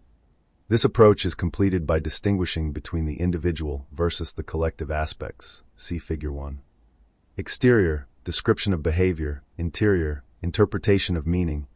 Individual, collective, spirituality, individual psychology, physics, biology, empiricism, behaviorism, cultural history, collective psychology, evolutionary psychology, systems theory, economics, political economy, social systems. Figure 1. Ken Wilber's four quadrants classifying domains of knowledge. 2. For instance, physics, biology, and all behavioral and empirical sciences correspond to the upper right quadrant, exterior individual. Domains. In contrast, the domains explored by Aurobindo, Plotinus, Buddha, and all other spiritual traditions fall into the upper left quadrant, as do the theories of Freud, Piaget, and others focusing on individual psychology. They all correspond to individual interior concerns. Chapter 4. Exploring Booms and Busts. The gods have to do with emotional intensity and distance, preferences for mental acuity, yearning for ecstatic merger or panoramic understanding, sense of time, and much more. There are gods in every man. Jean Shinoda Bolen 13. Anyone taken as an individual is tolerably sensible and reasonable. As a member of a crowd, he at once becomes a blockhead. Schiller Financial Manias, also called bubbles and crashes, and boom and bust cycles refer to the episodic crises, wherein some market goes into a price frenzy only to collapse as it reaches its paroxysm. They are relatively rare. On the average, there is one spectacular crash every 15 to 20 years somewhere in the world. But they are totally devastating to the people and country affected. Notwithstanding centuries of fine-tuning regulations and controls, financial manias have proven a remarkable hardy perennial. In Charles Kindleberger's words, Point 14, they seem invariably to hit the markets at the moment when they believe they have become impervious to such primal or primitive irrational problems. Finally, they are also a bafflingly unexplainable process from the perspective of a rational market supposedly inhabited by hyperrational economic men. Baffled authorities, the periodic booms and busts, and the incapacity of the most sophisticated and powerful financial authorities to do something about them is repeated at every generation. Some quotes illustrate the point. At intervals, from causes which are not the present purpose, money seeks someone to devour, and there is plethora. It finds someone, and there is speculation. It is devoured, and there is panic. Walter Bagehot, 1873-15. I can feel it coming, SEC or not. A whole new round of disastrous speculation, with all the familiar stages in order: blue chip boom, then a fad for secondary issues, then an over-the-counter play, then another garbage market in new issues, and finally the inevitable crash. I don't know when it will come, but I can feel it coming, and damn it, I don't know what to do about it. Bernard J. Lasker, chairman of the New York Stock Exchange, 1970, 16. The financial markets are now driven by an irrational exuberance. 17. Alan Greenspan, chairman of the U.S. Federal Reserve, in December 5, 1996. McKay shows that crowd madness has existed at every age. It is interesting that all crazes reported by McKay from the last 4 centuries, i.e. after the maximum repression of the feminine, due to 350 years of witch hunts, were financial ones. Primary products, manufactured goods, land, buildings, stocks, and currencies have all succumbed at some point to the fevers of destabilizing financial speculation. After each of the financial madness episodes, authorities try to understand what went wrong. They then introduce rules that are supposed to avoid future crashes, typically by regulating the last kid on the block financial innovation of the time, from futures markets in 1637 to computer trading in 1987. But the process keeps repeating itself even in the most sophisticated markets. One could even make the seemingly paradoxical argument that financial manias have a tendency to occur in the most sophisticated markets of their times. Holland in the 17th century was by far the most important financial market of its time. The Dutch Republic held and traded as much capital as the rest of Europe combined when the tulip mania hit it in 1637. Similarly, England in the 18th century, the South Sea Bubble of 1720, New York, Vienna, and Berlin simultaneously involved in the international panic of 1873, the U.S. stock market in 1929, Japan in 1990, all experienced crashes when these countries and markets were near the top of their financial sophistication and glory. If this observation proves valid, it would also make predictable that the next bubble to burst should be the U.S. stock market, and specifically the internet and high-tech components. Whatever the case, even just relying on history known as of this writing, financial booms and crashes provide those rare, perfect cases of quantifiable psychological history. Given the relative rarity of major boom and bust cycles, the best way to find out what is going on is to take a historical comparison and detect whether there are common patterns. The Future of Money, Bernard Lietaer. Preface. Deep in our hearts, we all want to leave a better world for our children, and we cherish the hope that we may experience this for ourselves in our own lifetime. However, there is growing concern that many of the challenges we now face are unrelenting, and more people question our ability to address them effectively. Indeed, despite some breakthroughs and the valiant efforts in the public and private sectors, the challenges to our planet and society are growing both in scope and severity with each passing decade. In this new millennium, we are being challenged by 4 megatrends that are converging upon us over the next 20 years, namely: climate change and loss of biodiversity, an unprecedented growth in the number of elderly, the age wave, monetary instability, and an information revolution. The evidence for each one of these megatrends and for the collective breakdowns they will provoke are described in Chapter 1. Why is this? Why have our efforts, the countless billions of pounds and dollars spent all over the world, the many treaties enacted and initiatives taken, not stopped the destruction of our environment, nor effectively addressed a myriad of social issues? Is it possible that our attentions and efforts are misdirected? Or are the challenges and issues facing our world today being fueled by an even deeper systematic problem? The short answer to this last question is yes. The Future of Money is a compendium report about solutions already implemented by thousands of people around the world who have had the courage to first identify, then directly address the underlying mechanism of their problems. Their initiatives to date are small-scale, but I see them as seedlings which, if allowed to grow, have the potential to provide effective and permanent solutions by which conditions for mankind and other living systems may improve dramatically within our own lifetimes. The underlying mechanisms referred to here turn out to be specific features of our money system. Money, or lack thereof, is a fundamental component of our lives. It is not, however, just the lack of money that is precipitating present trends or preventing us from addressing current challenges. Rather, it is the limited functionality of our money and monetary system that is a major force behind our present disorders. Fish do not comprehend the nature of the water in which they live. Similarly, people have trouble understanding the nature of money. We allocate a great portion of our physical, emotional, and mental energy to getting, keeping, and spending money. But how many of us really know what money is or where it comes from? Is our monetary structure a systemic cause for financial instability? Evidence and remedies from nature. Abstract fundamental laws govern all complex flow systems, including natural ecosystems, economic and financial systems. Natural ecosystems are practical exemplars of sustainability, enduring, vital, adaptive. The sustainability of any complex flow system can be measured with a single metric as an emergent property of its structural diversity and interconnectivity. It requires a balance and emphasis between efficiency and resilience. The urgent message for economics from nature is that the monoculture of national currencies, justified on the basis of market efficiency, generates structural instability in our global financial system. Economic sustainability therefore requires diversification in types of currencies, specifically through complementary currencies. Why is the financial crisis of 2008 treated as if it were the first? The World Bank has identified more than 96 previous banking crises and 176 monetary crises since President Nixon introduced the floating exchange regime in the early 1970s, Caprio and Klingbeil, 1996. Even before this period, financial booms and bust cycles were, in Kindleberger's words, a remarkably hardy perennial, Kindleberger, 1978. He inventories no less than 48 massive crashes between the 1637 tulip mania in Holland and the 1929 crash on Wall Street. In short, it may be tempting to consider financial and monetary instability as a given, as part of Schumpeter's creative destruction of capitalism. But Schumpeter was referring mainly to the rise and fall of business units, not the monetary system.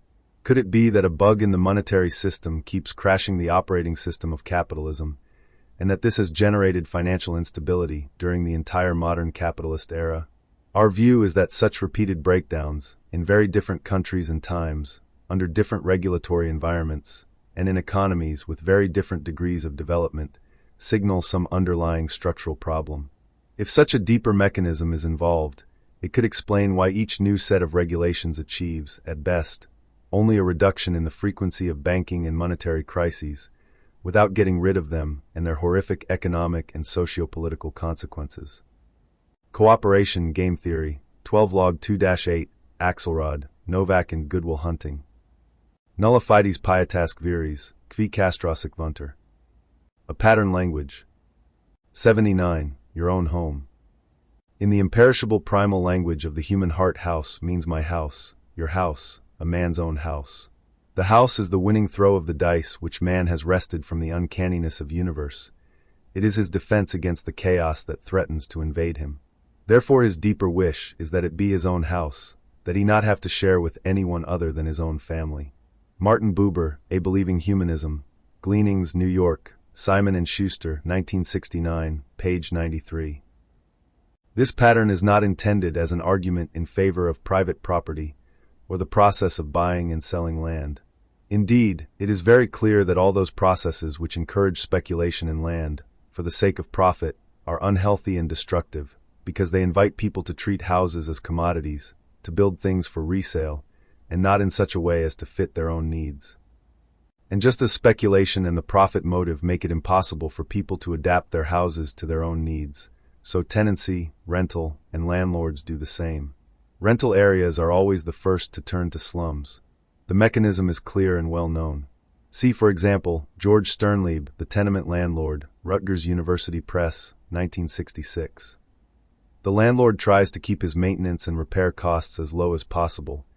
The residents have no incentive to maintain and repair the homes. In fact, the opposite, since improvements add to the wealth of the landlord and even justify higher rent. And so the typical piece of rental property degenerates over the years. Then landlords try to build new rental properties which are immune to neglect.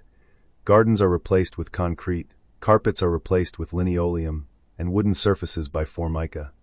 It is an attempt to make the new units maintenance-free and to stop the slums by force, but they turn out cold and sterile and again turn into slums because nobody loves them. People will only be able to feel comfortable in their houses if they can change their houses to suit themselves, add on whatever they need, rearrange the garden as they like it. And of course, they can only do this in circumstances where they are the legal owners of the house and land, and if, in high-density multi-story housing, each apartment, like a house, has a well-defined volume in which the owner can make changes as he likes. This requires, then, that every house is owned, in some fashion, by the people that live in it. It requires that every house, whether at ground level or in the air, has a well-defined volume within which the family is free to make whatever changes they want, and it requires a form of ownership which discourages speculation. Several approaches have been put forward in recent years to solve the problem of providing each household with a home. At one extreme, there are ideas like Habraken's high-density support system, where families buy pads on publicly owned superstructures and gradually develop their own homes. And at the other extreme, there are the rural communes, where people have forsaken the city to create their own homes in the country. Even modified forms of rental can help the situation if they allow people to change their houses according to their needs and give people some financial stake in the process of maintenance. This helps because renting is often a step along the way to home ownership. But unless tenants can somehow recover their investments in money and labor, the hopeless cycle of degeneration of rental property and the degeneration of the tenant's financial capability will continue. Cf. Rolf Goetz, Urban Housing Rehabilitation, in Turner and Fichter, eds. The Freedom to Build, New York, Macmillan, 1972. 12 log 2-8 airs gonna 12 log 2-8, and haters gonna hate. #Adhar. David, what does that mean? Ard, it's close to constant. Mn, it converges to a constant which is approximately 31%, and this is a mathematical curiosity. Ard, natural selection would say the cooperators would get wiped out because they are paying a cost to help their competitors. And yet it's not happening. So why? Mn, the reason why it's not happening is because the cooperators form clusters, and in those clusters of cooperators, they actually get a high payoff. They have a high fitness. David, so they do better. Mn, they do better than the defectors that are surrounded by other defectors. So we always have to ask, on the edge between a cooperator and defector cluster, who is actually winning? Mn, because the cooperator, even though sitting on the edge, is still getting all the help from other cooperators inside, but a defector is sort of getting no help from his defectors. And therefore the cooperators form these clusters that can persist and can even grow in the presence of defectors. Ard, so this is a bit like if I'm with my neighbors and we help each other, then we'll in the end be better off than the neighbors one block down who don't help one another. Mn, yes, that's right. So the neighbors that help each other, they form a community that is cooperative, and the neighbors who don't help each other, they form a community that is defective. And the first can prosper, and the other one will kind of perish. David, is this sort of an addition to the rule of competition in natural selection? Is this a natural law of cooperation? Mn, I think the very interesting observation is the following. Going back to first principles, natural selection favors defectors over cooperators. Yet we have cooperation in nature, and we need to find a reason why there is cooperation in nature. And thousands of papers have been written on that topic, actually, and I have been trying to classify all those different propositions into 5 mechanisms. And what we're seeing here is one of those 5 mechanisms for the evolution of cooperation that I call spatial selection. Thursday, January 6th, 9:25 a.m. I've been getting my head further around the energy market and how it affects the money supply. I think the priority variables are 1. Electricity base load production, coal and natural gas, and LPG products. 2. Crude oil production and refinery capacities. Volumes of production are more important than the price per barrel. 3. Swing production from shale or capped and ready-to-go existing discoveries, very important to who has upper hand. On marginal pricing on swing production, Texas Railroad, OPEC, U.S. shale production. 4.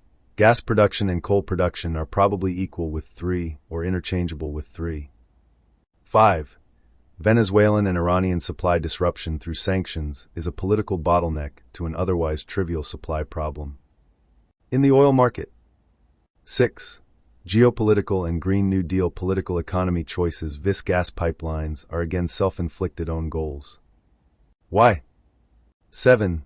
Money velocity and money supply related to energy use growth are being severely impacted by levels of consumer, corporate, and sovereign debt. longhairedmusings.wordpress.com/integralmoney. For those who are feeling jaded, confused, and resentful. 12 log 2-8, we are the 31.77661667193343%. Hang in there online is the domain of Pareto efficiency 80/20ths. The reversion to the mean dictated by the universe is such that we the 31.77% will endure and prosper. Post facto ad hoc adjudicum. Creating the narrative after the fact, merely selling a foregone conclusion. #3D monkeys, deaf, dumb, and blind in 3 dimensions. The stability of nature's logarithm versus the tipping points of Pareto distributions. Introduction. In the realm of mathematical patterns that govern our universe, we find ourselves at an intriguing crossroads between 2 fundamental concepts, the natural logarithm, and the Pareto principle. Today we'll explore a fascinating hypothesis. While logarithmic growth, particularly base 2 logarithms, represents a stable, sustainable pattern in nature, the 80-20 Pareto distribution tends to create unstable systems that lead to exponential tipping points. The natural logarithm, nature's stabilizer. The natural logarithm, particularly in the form of 1 2 log 2 minus 8, 12 log 2 minus 8, represents a fundamental pattern we see throughout nature. This logarithmic pattern is found in spiral patterns in galaxies, the growth of shells, population growth under resource constraints, information theory and entropy. The key characteristic of logarithmic growth is its inherent stability. It naturally slows down as values increase, creating self-limiting systems. The Pareto principle, a double-edged sword.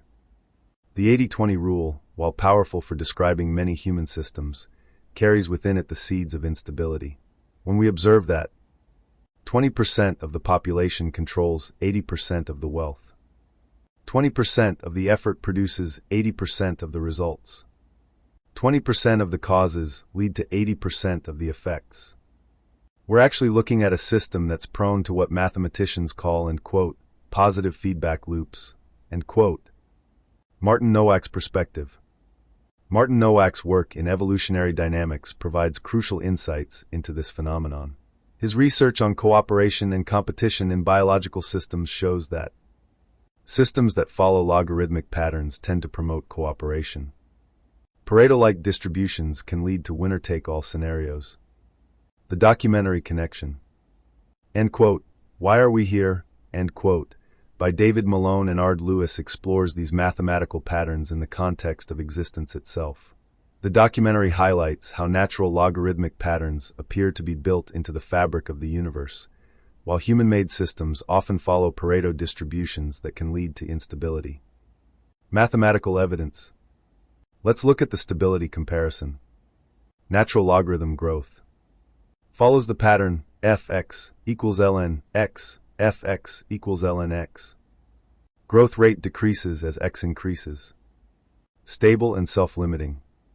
Pareto distribution follows the pattern f x x alpha x x alpha where alpha is close to n. Can lead to extreme concentrations. Prone to tipping points. Implications and conclusions. The hypothesis appears to hold merit when we consider stability. Natural logarithmic patterns provide built-in stability mechanisms, while Pareto distributions tend toward increasing inequality. Sustainability. Systems based on logarithmic growth are more sustainable long-term, whereas Pareto distributed systems often require external intervention to prevent collapse. Tipping points. The 80-20 rule, when left unchecked, can evolve into 90/10ths, then 95/5ths, creating increasingly unstable systems prone to sudden changes. Final thoughts. The contrast between these mathematical patterns offers important lessons for fields ranging from economics to ecology. While the Pareto principle can be useful for describing and understanding systems, its inherent instability suggests we should be cautious about building systems that reinforce this distribution. Perhaps the answer lies in designing systems that better mirror the natural logarithmic patterns we see in nature, patterns that have stood the test of time and continue to maintain stability across billions of years of evolution.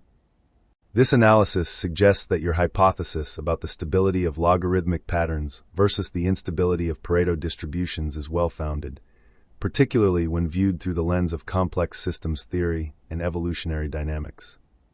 The key takeaway is that while both patterns exist in nature and human systems, logarithmic patterns tend to promote stability and sustainability, while Pareto distributions, though efficient in some ways, can lead to potentially dangerous concentrations and tipping points if left unchecked.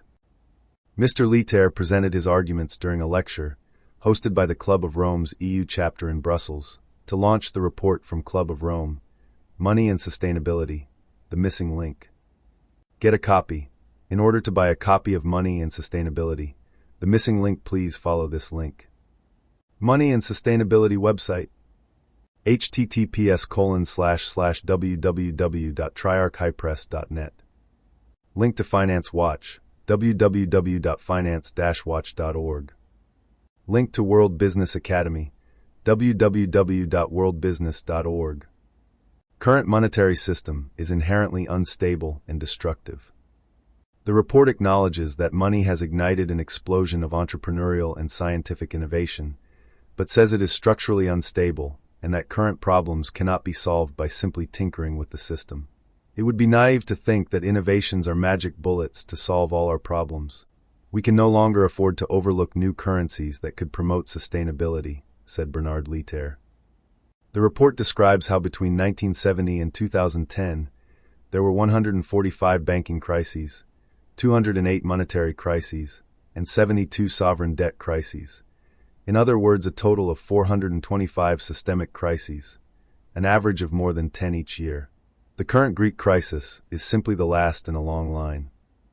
Mark de Broglie, president of the EU chapter, which organized the lecture, said, "Almost everything is for sale in most EU countries. Austerity is imposed at all levels. We hope the book will inspire many a decision-maker and opinion leader to change course." The solution: the creation of complementary currency systems. The report says monetary instability could be solved by creating complementary cooperative currency systems, generically called the civic, to work in parallel with conventional bank debt money, counterbalancing its negative effects. It outlines 8 examples of cooperative currency systems that can address issues such as healthcare, education, climate change, and employment. Bernard Lietaer and his co-authors also suggest a solution to the current Greek/Eurozone crisis, based on Greece creating complementary urban or regional electronic currencies to run parallel to the euro, which the country would retain for international business. The civic/euro exchange rate would be determined in the online market. Interestingly, this week Deutsche Bank proposed a very similar solution, the creation of the euro, a complementary Greek currency to help it restore an internal competitive economy. The control of oil. Each of 4 theoretical traditions in the study of American politics, which can be characterized as theories of majoritarian, electoral democracy, economic elite domination, and 2 types of interest group pluralism, majoritarian pluralism and biased. Pluralism offers different predictions about which sets of actors have how much influence over public policy, average citizens. Economic elites and organized interest groups, mass-based or business-oriented. These present discontents, an integral analysis mind map. Grub Street in Exile. March 5, 2024. All of these links from the introduction to the Going Direct Spring 2024 blog. Read full story. My suggestions, not sure if they will get published, so here they are. Roger G. Lewis says, Tomlinson's Honest Money and Future Money by James Robertson. Govan, the Money Psyop and Bibbo Currency. Bernard Later, The Future of Money. Helmuth Kreutz, The Money Syndrome. I find Ray's writing much easier to digest than Mitchell's. This paper he did for the Levy Institute is excellent. Introduction to an Alternative History of Money by L. Randall Ray *. Zarlenga, Lost Science of Money. Ellen Brown, Web of Debt. / Alexander Delmar, The Science of Money, 1896. This is an excellent video series from Mike Maloney, Hidden Secrets of Money. Cullen Roach for a critique of MMT. www.pragcap.com/modern-monetary-theory-MMT-critique. What I have found in the 10+ years I have been studying this seriously is that the questions have become sharper. I started really with Tomlinson and the Michael Journal. https://www.michaeljournal.org. There are some great documentary films, as well. I have embedded many of them on this web page.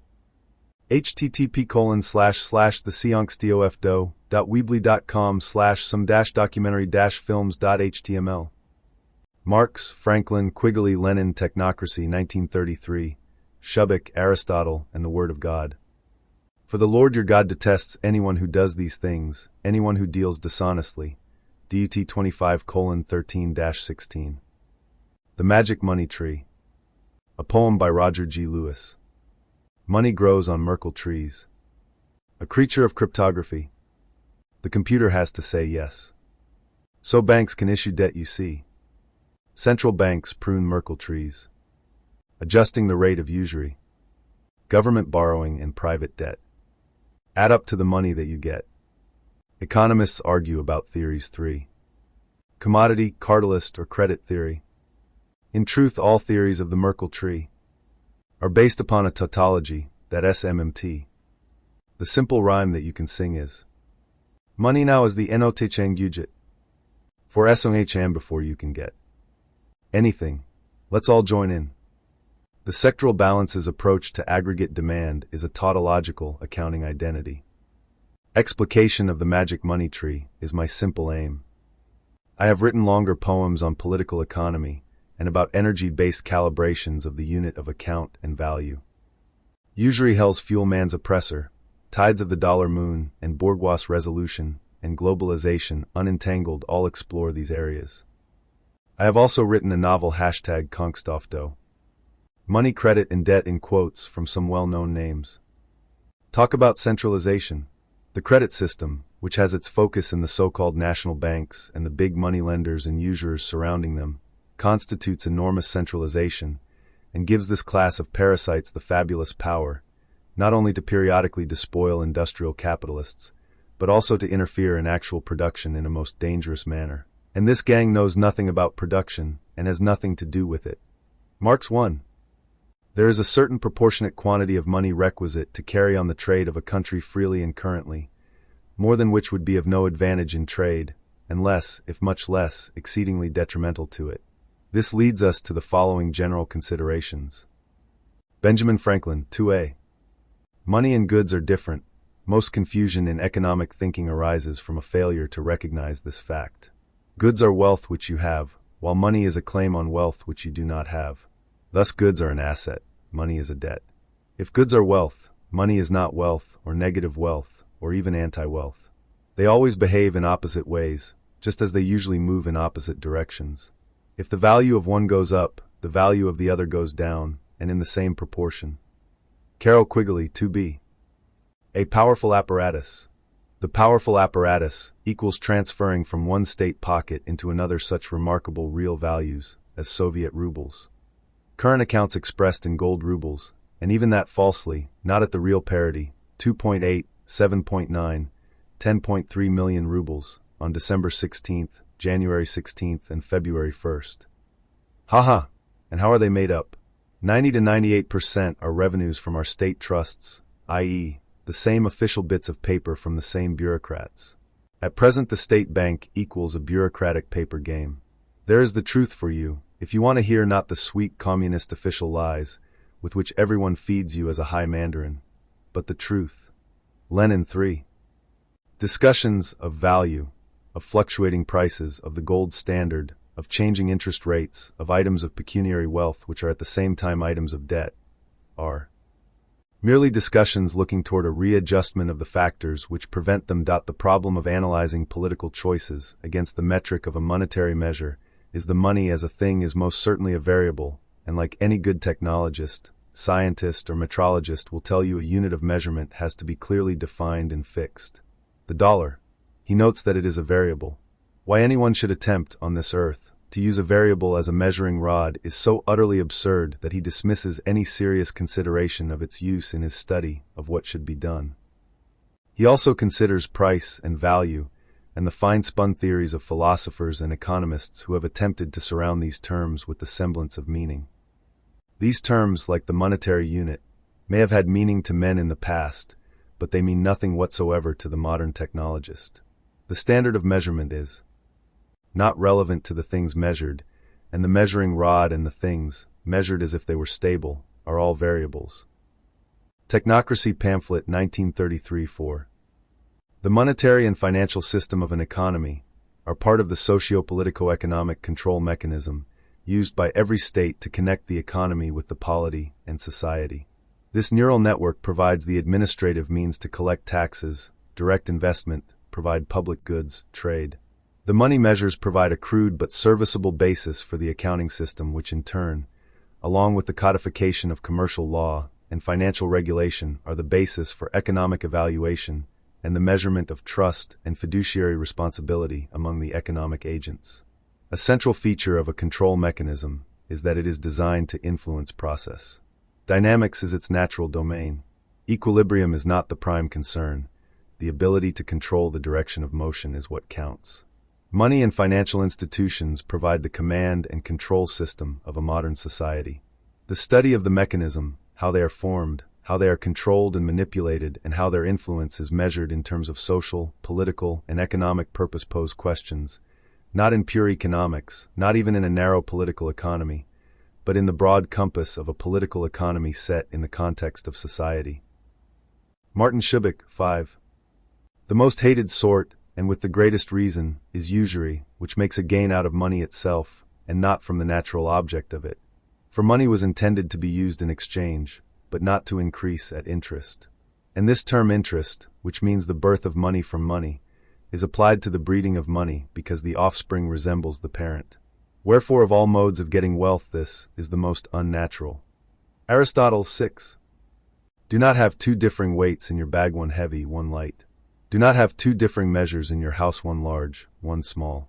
You must have accurate and honest weights and measures, so that you may live long in the land the Lord your God is giving you. For the Lord your God detests anyone who does these things, anyone who deals dishonestly. The Old Testament, DUT 25:13-16. David Graeber, Debt and What the Government Doesn't Want You to Know video. David Graeber explains the taboo of government debt, highlighting how reducing national debt shifts financial burdens to the public, as money inherently represents circulating debt, ultimately exacerbating inequality and systemic issues. Detailed summary for David Graeber, Debt and What the Government Doesn't Want You to Know comment is free by Monica. 001 David Graeber discusses the hidden economic principles that are often considered taboo in society, particularly focusing on the relationship between government debt and private sector debt. Introduction to the idea that anthropologists explore societal taboos, including economic topics. Graeber introduces the Peter Paul principle, explaining how government debt impacts individual debt levels. The concept of accounting identity is explained, illustrating how increases in government surplus lead to deficits in the private sector. Graeber poses a rhetorical question about the necessity of debt, emphasizing that living within means would eliminate money circulation. 143 David Graeber discusses the nature of money and debt, revealing how they are intertwined with power dynamics in society and the impact on individuals. Introduction to the concept of money as a form of IOU, highlighting that banknotes represent circulating government debt. Exploration of how debt distribution is influenced more by power than fiscal responsibility, with the wealthy often escaping debt burdens. Discussion on how government surplus translates to increased personal debt for individuals, leading to higher interest rates on loans. Commentary on the implications of government financial practices, suggesting that balancing the budget makes it harder for individuals to manage their own finances. #Kongstofdo.